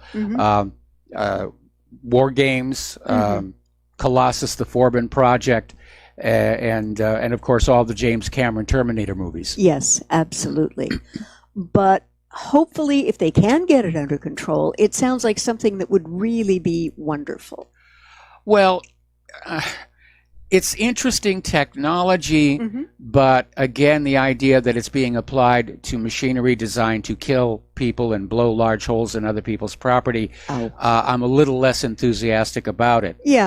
I'm certainly looking at some of the other AI applications which are more beneficial to the human race. Well, what would those be, in your opinion? Well, take your sip of water and let's get your microphone back up so that we can hear you. Okay. Here we are. Sorry, folks. Yeah. Well, we know that AI is, they're trying to use AI for the development of new medications. They're trying to use AI basically to design new AI, which has its own problems, potential issues. They're now applying AI to the financial markets. And I think there's an illustration there of why AI in the military may have a problem, because we're seeing in the financial markets the high-frequency trading systems, which are starting to use AI, they're programmed with one goal: make more money, make more earnings, and everything that they're oblivious to everything else around them, including whether or not the actions and trades they're carrying out are ruining lives for ordinary people as companies are driven out of business. So let's take that paradigm into warfare, where these AIs are designed to simply kill the enemy no matter what, and any other concerns around them, such as civilian populations, natural wonders. How will they be able to determine? That is an issue. They may not care. And again, I think Cameron was being very, very prescient with his Terminator movie. Yes, absolutely. I'd like to take a look at economy in the East, in Asia. And this comes to us from Zero Hedge, generally a very thoughtful and well-written blog. Tyler Durden is the nom de plume. There are several people who write under that name. But they're talking about the Shanghai Accord 2.0, and apparently what the Chinese bank has done in late December, when traders were away. The PBOC indicated that they were going to have a big shift in the official monetary policy description at the December Central Economic Work Conference, from prudent and neutral to prudent with appropriate looseness and tightness. And that's kind of a really strange slip of the tongue there. And apparently this is the new description. It sounds very much similar to what was adopted in 2015, just as their monetary policy eased significantly and ahead of the famous Shanghai Accord of January 2016, when the world was on a real path to a bear market. A coordinated response from G7 leaders in China sparked a massive rally in stocks.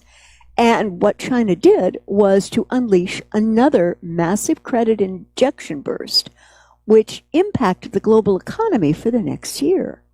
And as Goldman said at the time, such official policy language, while subtle, can carry important information about the monetary policy stance. Mike, what do you think about this? It's sounding to me like China is going down the quantitative easing route. Mm-hmm. And of course, with the economy so globally linked, when something happens in any one of the large economies, it can send shockwaves through the rest of the world's economies. And right now, it's one thing to have this massive credit injection and use it to bolster the stock market. Mm-hmm. It's not going to really have a significant impact on the lives of ordinary people. Mm-hmm. And this is just another instance of how the world of finance and economics continues to disconnect from ordinary people. Mm-hmm. That does not sound like it's going to have an ultimate good outcome. It can't. No, it isn't, and we're seeing it now here in the United States, where Wall Street is still having a real good time. The Federal Reserve is keeping them propped up, and the news is saying the economy is great, and yet we're seeing consumer spending continue to decline. Mm-hmm. Delinquencies on car loans, delinquencies on mortgages. Everybody is just buried in debt with no way to pay it off. Mm-hmm. And the financial elites are oblivious. They really don't care. They're getting their wealth, even though much of it is being manufactured out of thin air. Mm-hmm. Yeah, I see. Turning our eyes toward politics, apparently there was a suicide attack on Iranian soldiers, which just coincided with Crown Prince bin Salman's visit to Pakistan. And what it was a suicide attack on Revolutionary Guards in Iran's southeastern province of Sistan and Baluchistan, the second in 2 months. And it must have created some awkwardness for the Pakistani Prime Minister Imran Khan. And well, what if it was a false flag? Because first of all, this was a car bomb. Yes. So nobody really got to see, what the driver looked like, or even if there was a driver. Mm-hmm. For all we know, the car could have just been parked and set off by remote control. Yeah. Uh-huh. And it's apparently in a very troubled border province. Yes. In Pakistan, killed 27 and wounded 13. And occurred just days before Saudi Crown Prince Mohammed bin Salman was scheduled to meet Pakistan as a part of his tour of Asian countries.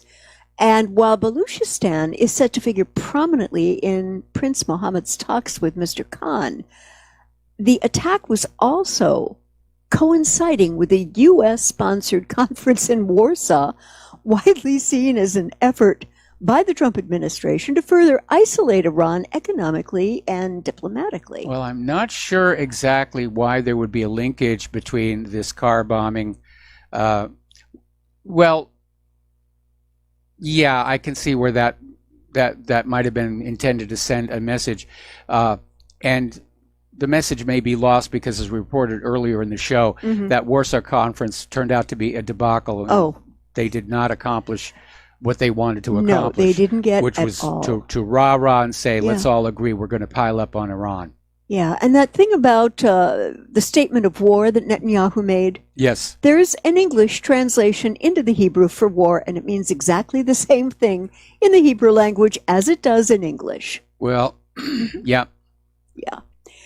And this conference in Warsaw was dubbed the Ministerial to promote a future of peace and security in the Middle East. And Mike Pompeo kept insisting that U.S. policy was designed to force Iran to alter its regional and defense policies and not geared toward regime change in Tehran. Well, oh yeah, Mikey. He may have said that in the beginning, but Yeah. toward the end of the conference, he was saying there will never be peace in the Middle East unless Iran is dealt with. Yeah. And again, there was another analysis that said basically this conference was set on up for Washington to reassert its hegemony over the Middle East because of the fallout from the U.S. withdrawal from the P5+1 treaty, which had resulted in the U.S. Being isolated. Because all these other countries that signed on to the P5+1, they want to continue with the deal. Yeah. And I think they justifiably resent the United States coming on in and saying, well, look, we've decided the deal is over and we need you to come on our side and make stink face at Iran. And these other countries basically were not enthusiastic about that. And I think there is a growing feeling around the world that the United States is throwing its weight around way too much, and that it's time to seek ways of reducing U.S. influence, hopefully non-militarily, primarily economically, so that the United States really gets the dose of humble they so desperately need. Yes, I would say so. And apparently, right outside of the conference that we saw, Rudy Giuliani, the personal attorney for President Trump, was addressing a rally created by the Mujahideen al-Khalq. Now, this is a controversial Iranian exile group, which is believed to enjoy Saudi backing. And Mr. Giuliani told the protesters, who waved Iranian flags and giant yellow balloons emblazoned with the words regime change, that we want to see a regime change in Iran. And obviously this controversial Saudi-backed Iranian group is going to be the basis of the new internationally approved government of Iran here. Weren't they on the U.S.'s someone's foreign terrorist list? I'm not sure. I don't think so. It's hard to tell. Anyway. So. Next thing I'd like to talk about is 5G communications. Okay. And it is being described, again in Zero Hedge, actually no, Blacklisted News, the magic pixie dust of tech policy conversations. What is it about 5G, Mike, that is making people so excited, but also worried from a health standpoint? Well, I think a lot of these concerns about, health is part of a propaganda campaign to get 5G kind of not be adopted in this country, because 5G technology was pioneered and is owned by Chinese companies, including Huawei. Okay. To whom, if 5G is adopted in this country, royalties would have to be paid. And so a lot of this hue and cry about 5G will make your nose drop off, I think is coming from the current holders of 4G and 3G technology, who basically can't compete with 5G and they don't want to. So they're trying to scare people away from 5G. That's where I think that's coming from. 5G is basically built around the same radio wavelengths and technology as 4G. It just has a higher bandwidth, and it's probably going to work really, really well. Another issue for the United States, however, is that our internet backbone in many places won't support the bandwidth for 5G. You may have 5G on your cell phone, but you'll get stuff delivered at 4G speeds. We went through that with the original 4G versus 4G LT. When we got 4G here in Hawaii, it was operating at 3G speeds because our local internet just couldn't keep up. We're way behind the rest of the world on internet technology, which is amazing because it was originally invented by the United States for the ARPANET. And like so many other things, they got a good start going and then they just dropped the ball. It's like when we went to the moon and never went back, although NASA now is saying they want to go back now. Now that, China's up there and embarrassing us and all these other countries are up at the moon. We got to get back there. It's our moon. It was 50 years ago that we did this. And apparently, Sprint and T-Mobile have been talking to anyone out there who will listen that their competition eroding merger is the only way to ensure that America doesn't fall behind on 5G.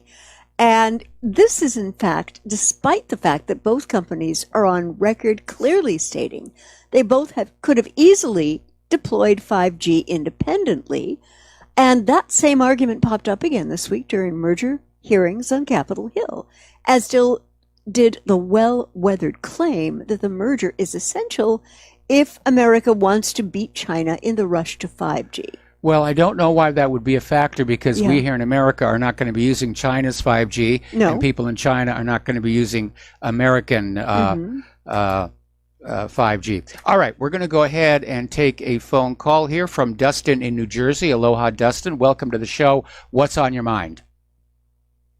Hi, guys. Hello. Mike, Ohotnik means the hunter.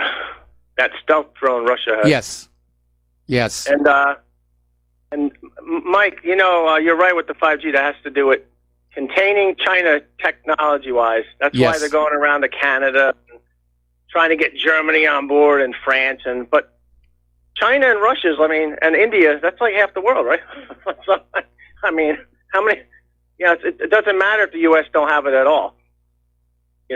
China's got a base of people no problem with 5G. But Mike, basically, with Rudy Giuliani, the State Department had that group on the terror watch list, and Rudy Giuliani lobbied and got it taken off. That's where the confusion comes from. Yeah. That group was it MK something? That basically that's a terrorist group. Yeah. Yeah, that's like indirectly linked to Saudi.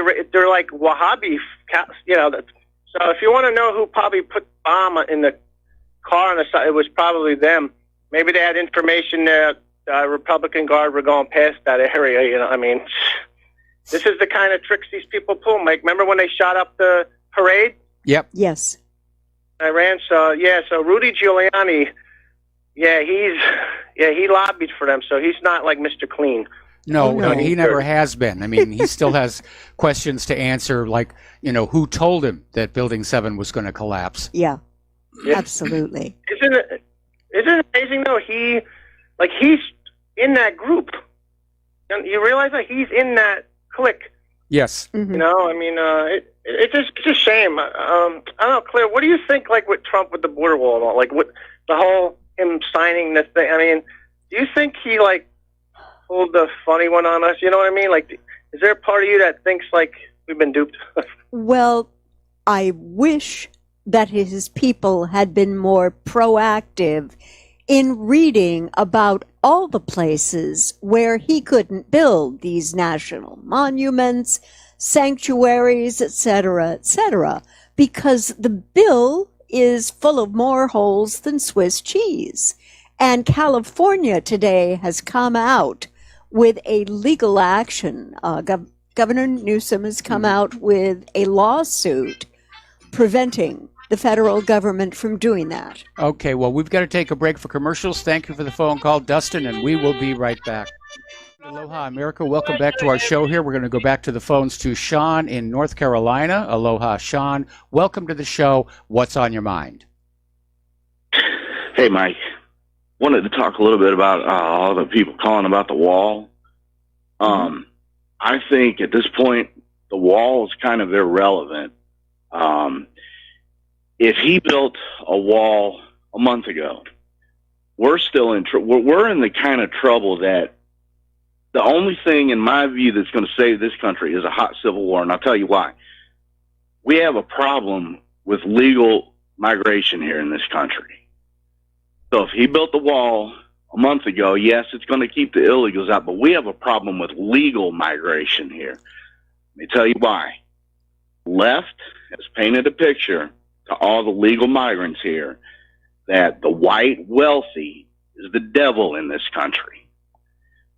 And at this point, they have so many children that's about to turn 18 with the indoctrination in them that the only way that they can get to the level of the single white male and everything they have is to vote somebody that is for them. And the left is all about the migrants. Doesn't matter if they're legal or illegal.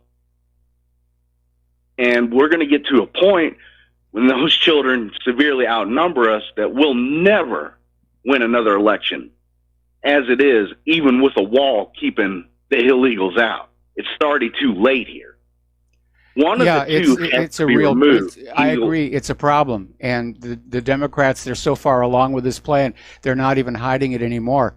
There are Democrats out there saying that we rely on these illegal immigrant voters, and hey, don't you understand? They're not supposed to vote.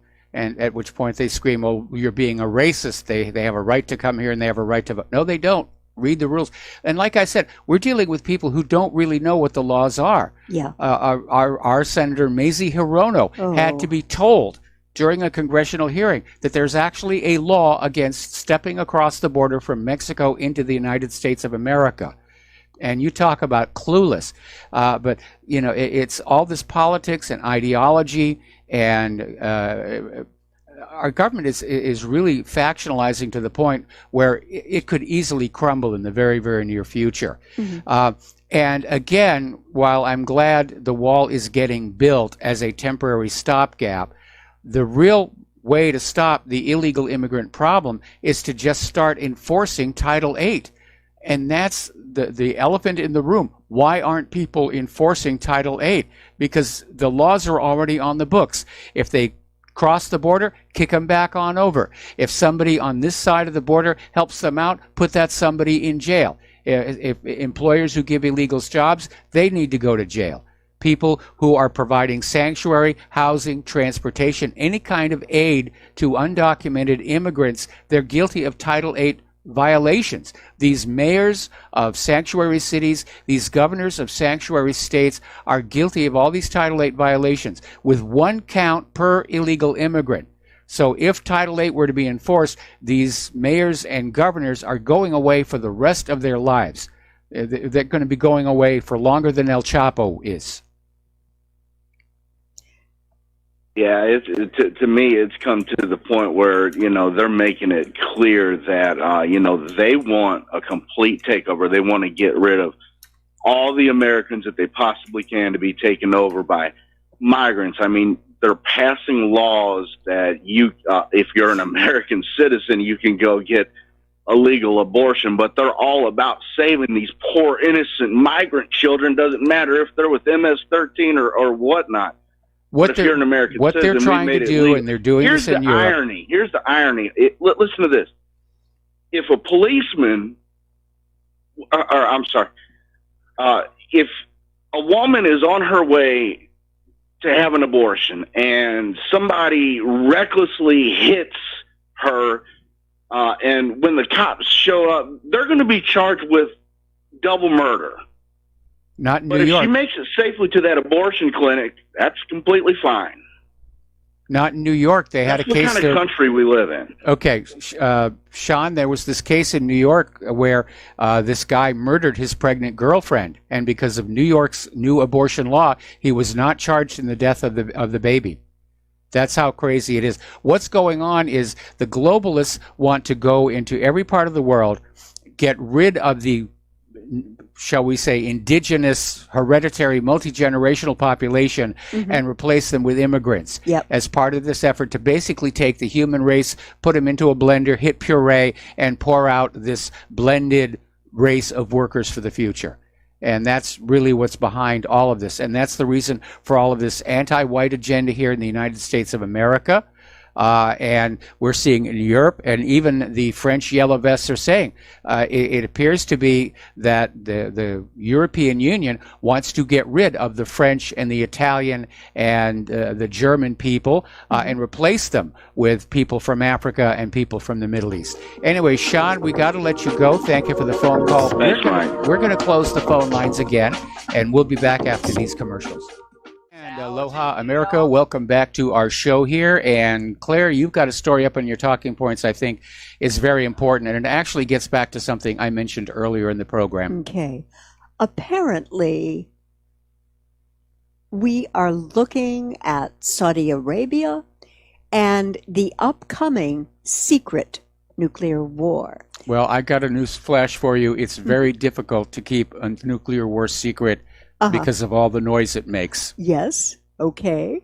And apparently Israel has been issuing some very dire threats against both Syria and Iran of thermonuclear devastation if either nation retaliates against Israeli bombings. Could you turn that? Thank you. Okay. The world is moving closer to the brink, folks, and there are a lot of factors coming up, including Israel's internal political collapse. And the writer of this article, and I think this is also from Zero Hedge, we're pushing toward more instability, and with America also pushing toward more political instability. It's making things even worse. Now, Mike, has an actual indictment come against Netanyahu yet? We have not heard anything. It was supposed to happen this week, and so far we're not hearing anything. But again, early in the program, we were reporting on how, because Netanyahu is running out of Iranian targets in Syria, he is now saying, we're going to go after Iran in other countries, starting with Iraq. Oh, boy. And no matter what you call it, he's bombing other people's countries. Yeah. And they can't bomb him back because Israel has these nuclear weapons that he could fry them with. Yeah. And so, Netanyahu gets to act real butch. He can be manly and warrior-like and, send other people's kids and American weapons to blow things up in these other countries, and they don't dare fight back. And it is an ugly, ugly situation. And apparently no one can reason with him, because I know that Russia's Putin has tried. Yep. But that's not happening. And well, Netanyahu is politically cornered because, if he is facing that indictment, he is behind in the polls with Benny Gantz.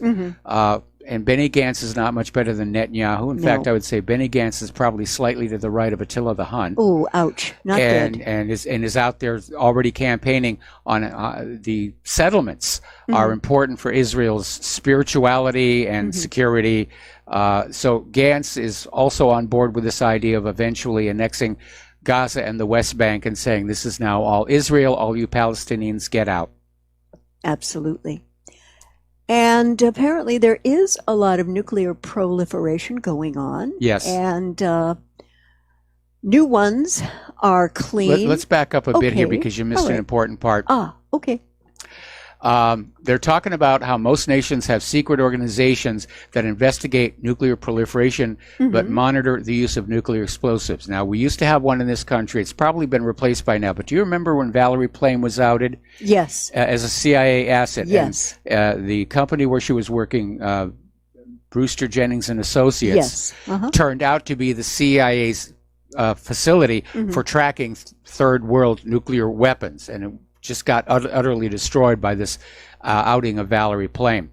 And the point that this article we're looking at here is making is the earlier designed nuclear weapons were very dirty. They were inefficient. They only burned a tiny bit of their cores, leaving the rest as fallout. That's a good example would be Hiroshima and Nagasaki. And even after the devastation of those bombs, after that was all the radiation that had to be cleaned up. Now, supposedly, newer nuclear warheads are designed to burn up their cores entirely and leaving no radiation or little radiation at all. And unfortunately, they're cheap to build, simple in design, and any nation that wants nuclear weapons can have them. All you need is that fissionable material, and it's starting to appear that may not be as tightly controlled by the Nuclear Non-Proliferation Treaty as people talked about. If you remember back when the former government of South Africa fell, documents surfaced showing that Israel was in the process of selling a nuclear weapon to South Africa. And it's thought that Israel and South Africa jointly tested a nuclear weapon called the Vela incident. So it's in all probability there are nuclear weapons out there that nobody knows about. And this starts to focus, though, about Saudi Arabia. Now, this has a larger military budget than Russia, but Russia spends much of their budget on a huge standing army, navy, dozens of nuclear submarines, and a massive thermonuclear missile capability, which is supported by an equally huge stockpile of nuclear weapons. Now, Saudi Arabia spends more than Russia, but it's got a small navy, small standing army, mostly foreign mercenaries or mercs, if you will, hired from allies. And apparently their budget makes no sense unless you scrutinize it very carefully. Now, Saudi Arabia spends about 40% of its military budget on nuclear weapons and delivery systems. And this is why they're caught so often lying when claims are made about how many weapons they buy each year from Britain and the US. And the real delivered numbers are minuscule, and Saudi depends on American bombs, American refueling, and even Israeli planes in their war on Yemen. Well, now that's interesting that that's surfacing now, because one of the stories we had, I think it was just yesterday, is that there is a measure being introduced into Congress to find a way to prevent Saudi Arabia from obtaining nuclear weapons. I'm sure that this is coming directly from Israel, but if this is accurate, it may well be that Saudi Arabia already has them, that they learned a lesson from Israel, developed them in secret, and then don't tell anybody really that you have them. Yeah.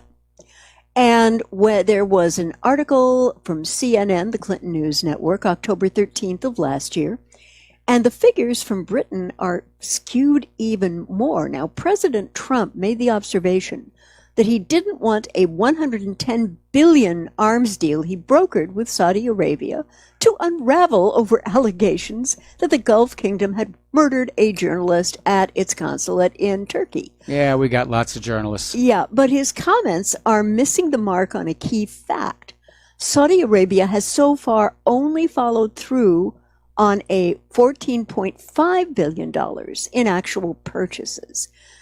Now, what is spoken of today is kind of straying a lot from the truth, and it's a disinformation campaign that tries to erase history.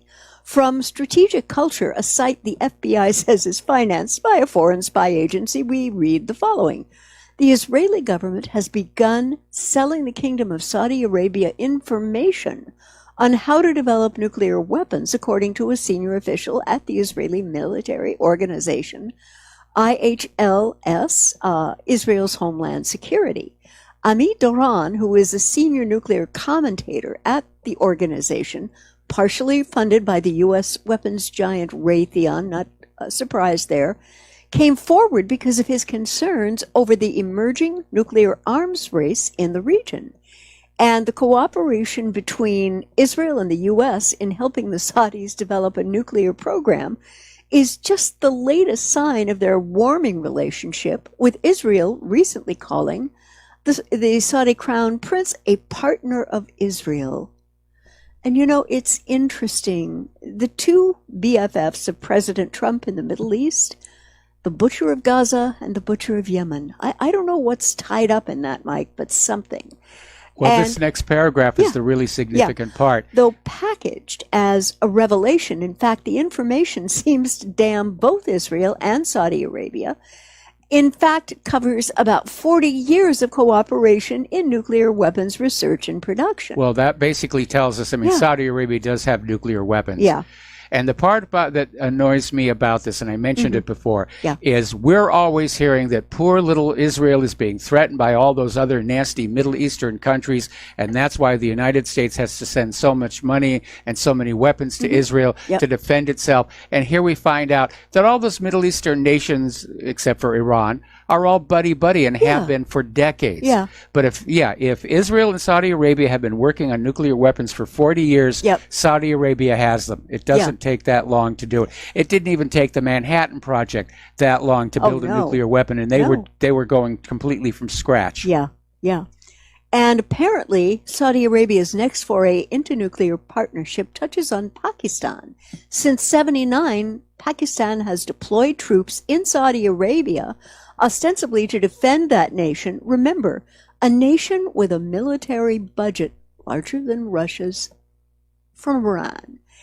And India now is going to isolate Pakistan after suicide bomb attack on a police convoy that killed 44 Indian police.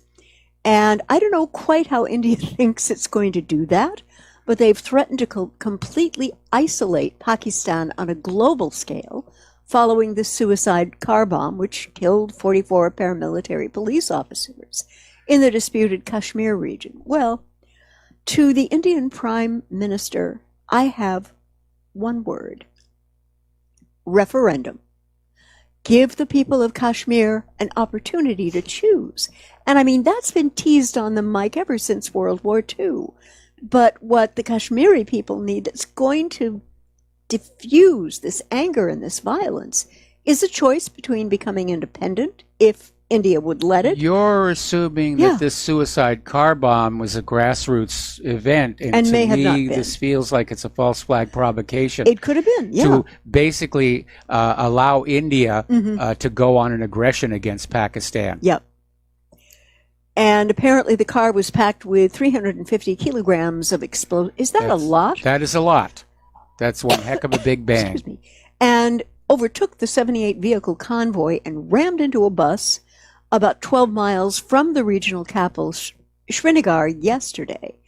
And, you know, it was a pretty terrible act. Yeah. So you think that this was they a heard the false... explosion 12 kilometers away. That was a big, big bomb. And again, that's another reason to suspect state sponsorship to get that much explosive. Yeah. The Pakistani-based Islamic militant group Jaish-e-Mohammed claims responsibility.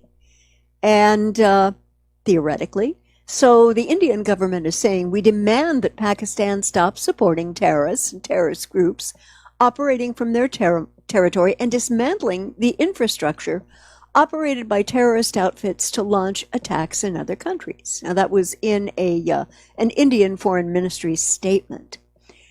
And, I mean, Mike, it was a pretty lousy, horrible attack. But you see state-sponsored strings. Yeah, I would say. And again, I question whether Pakistan really had anything to do with this because it doesn't really gain them anything. No. And it provokes India and justifies India escalating tensions along that Kashmir region. So it feels like a false flag to me.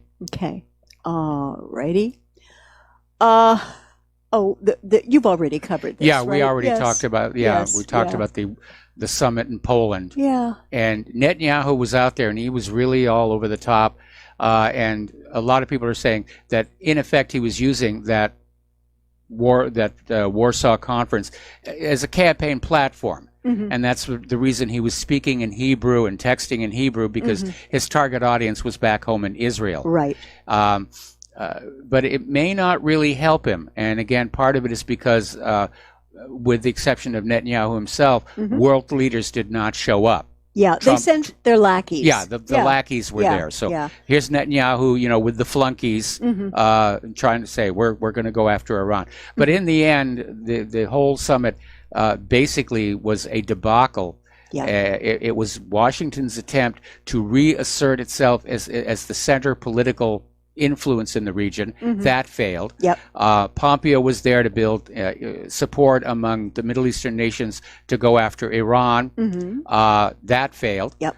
He was there to try and get the rest of the P5+1 nations to pull out of the deal and allow sanctions. That failed. Right. So 3 strikes and you're out. Yeah, something like that. And we need to remember that in 2002, Netanyahu told Congress, if you take out Saddam, I guarantee you that it will have an enormous positive reverberations on the region. Wrong. Oh, ow. I mean, come on, BB.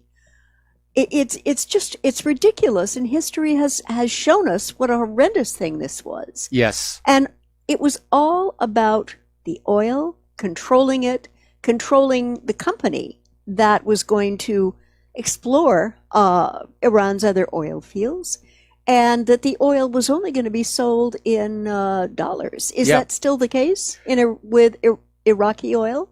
Yeah, very much so. Iraq's oil is still being trafficked in the U.S. dollar. Same thing with Libya. And that's another reason why we're going into Venezuela, is Venezuela has a habit of selling their oil for other currencies. Yeah. And the U.S. is trying to reassert the petrodollar to keep the world basically under the hegemonic domination of the U.S. dollar. Right. And try and reverse this trend of de-dollarization that we're seeing in all these other countries. Where it's going to come to a head is going to be, the world is going to be split basically in 2. Those nations that are still under the control of the U.S. dollar versus those nations that are going to break away with their own independent system. And if the U.S. can survive parasitizing on those nations that are still under the dollar, maybe things will calm down a little bit. But if those nations continue to split away to the non-dollar side, at some point it will result in a war. Wow. That's a pretty awful thing to have to contemplate. It's kind of a really silly idea to incinerate the surface of planet Earth in an argument over whose brand of ink and paper we're all supposed to use for the next 100 years. Yeah, not good for we the people. I'd like to go over to the issue of intelligence and being able to evaluate data. There's a company that claims it has prevented 16 school shootings. Now, using AI. Yeah, using AI. And last year, you'll remember, on Valentine's Day, a gunman killed 17 people at Marjorie Stoneman Douglas High School in Parkland, Florida. It was apparently the deadliest high school shooting, if one wants to believe that, in U.S. history. And various tech companies have really ramped up the efforts to use AI to prevent similar tragedies. And they claim that the system is flagging many violent events before they happen. Sort of predictive pre-crime, right? Well, it certainly didn't work in today's Aurora shooting. No, heck no. No, it didn't. Although that isn't a school. Yeah. But, we have to take a commercial break here. Okay. So this is our last commercial break. Back soon with the last segment of our show. And aloha, America. Welcome back to our show. Last segment of our program on this Pau Hana Friday. And a couple of stories to sort of, basically end the show, but kind of illustrate just how weird our country has become. Do you know that America spends more on its prison system than it does on public schools? And California is the worst of them. California spends $8.6 billion a year on its prison system, more than any other state, averaging $64,000 per inmate per year. It's also the state with the biggest gap between education and prison spending, spending just $11,000 per student for a difference of roughly $50,000. Good Lord, that's awful, Mike. That is, I'm sorry, but the schools are where the money should be going. And understand that a lot of those prisoners in those prisons are there for like minor drug offenses, like smoking a marijuana joint or something. But prisons have become big business now, and huge profits are being made off of them. Especially the private prisons. Absolutely. Well, California has a lot of those private prisons. That's where the money is going. California pays the private prisons, and the prisons maximize their profits by setting up prison factories or prison call centers. And the prisoners will work. They'll be paid a little bit, nowhere near minimum wage, but enough to get cigarettes from the prison commissary and stuff like that. That bites. And that, of course, is competition that outside businesses, they can't compete. Now, over in Times Square, in response to this horrible New York abortion law, Focus on the Family has launched See Life Clearly, which is the largest pro-life effort in the history of the organization. And it features live 4D ultrasounds that will be broadcast across the largest monitors in Times Square. Good.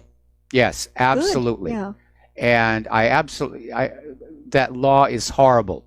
That idea that this man who shot his pregnant girlfriend won't be charged for the death of the baby because of the abortion law. Yeah. Oh, man. Over in Mississippi, they're going another direction. They passed a bill to ban abortion once a baby's heartbeat is detected. I think that is a very good line to draw. Yeah. I think that's a very good. They're calling them the heartbeat bills. Yeah. Okay. This one I'm absolutely opposed against, rather. This is at Georgetown University in Washington, D.C., and the Student Senate has authorized a campus-wide referendum to vote on whether today's Georgetown students could be forced to pay reparations fees for slaves the university sold nearly 200 years ago to pay off the school's debts. Huh? You're not making that up. I'm not making that up. Whoa. I'm not making that up. This idea that today's college students who have never been either slaves or slaveholders are going to be forced to pay reparations to the descendants of these slaves back then. But which descendants? I mean, how is that going to be chosen? Oh, I imagine there's some genealogy involved in there and some paperwork. All right, there's the music. It's time for us to get out of here and get some stuff done with the rest of our Pauhana Friday. Please stay tuned for John Stadmiller. I'm sure he's got lots of interesting things to share with you. Please take what you learn here, share it with everybody that you know. And please donate to Republic Broadcasting. No donation is too small. Amen. Amen. Have a good, safe weekend. Yes. Have a good. We'll be back here on President's Day. It's on Monday. And aloha, America.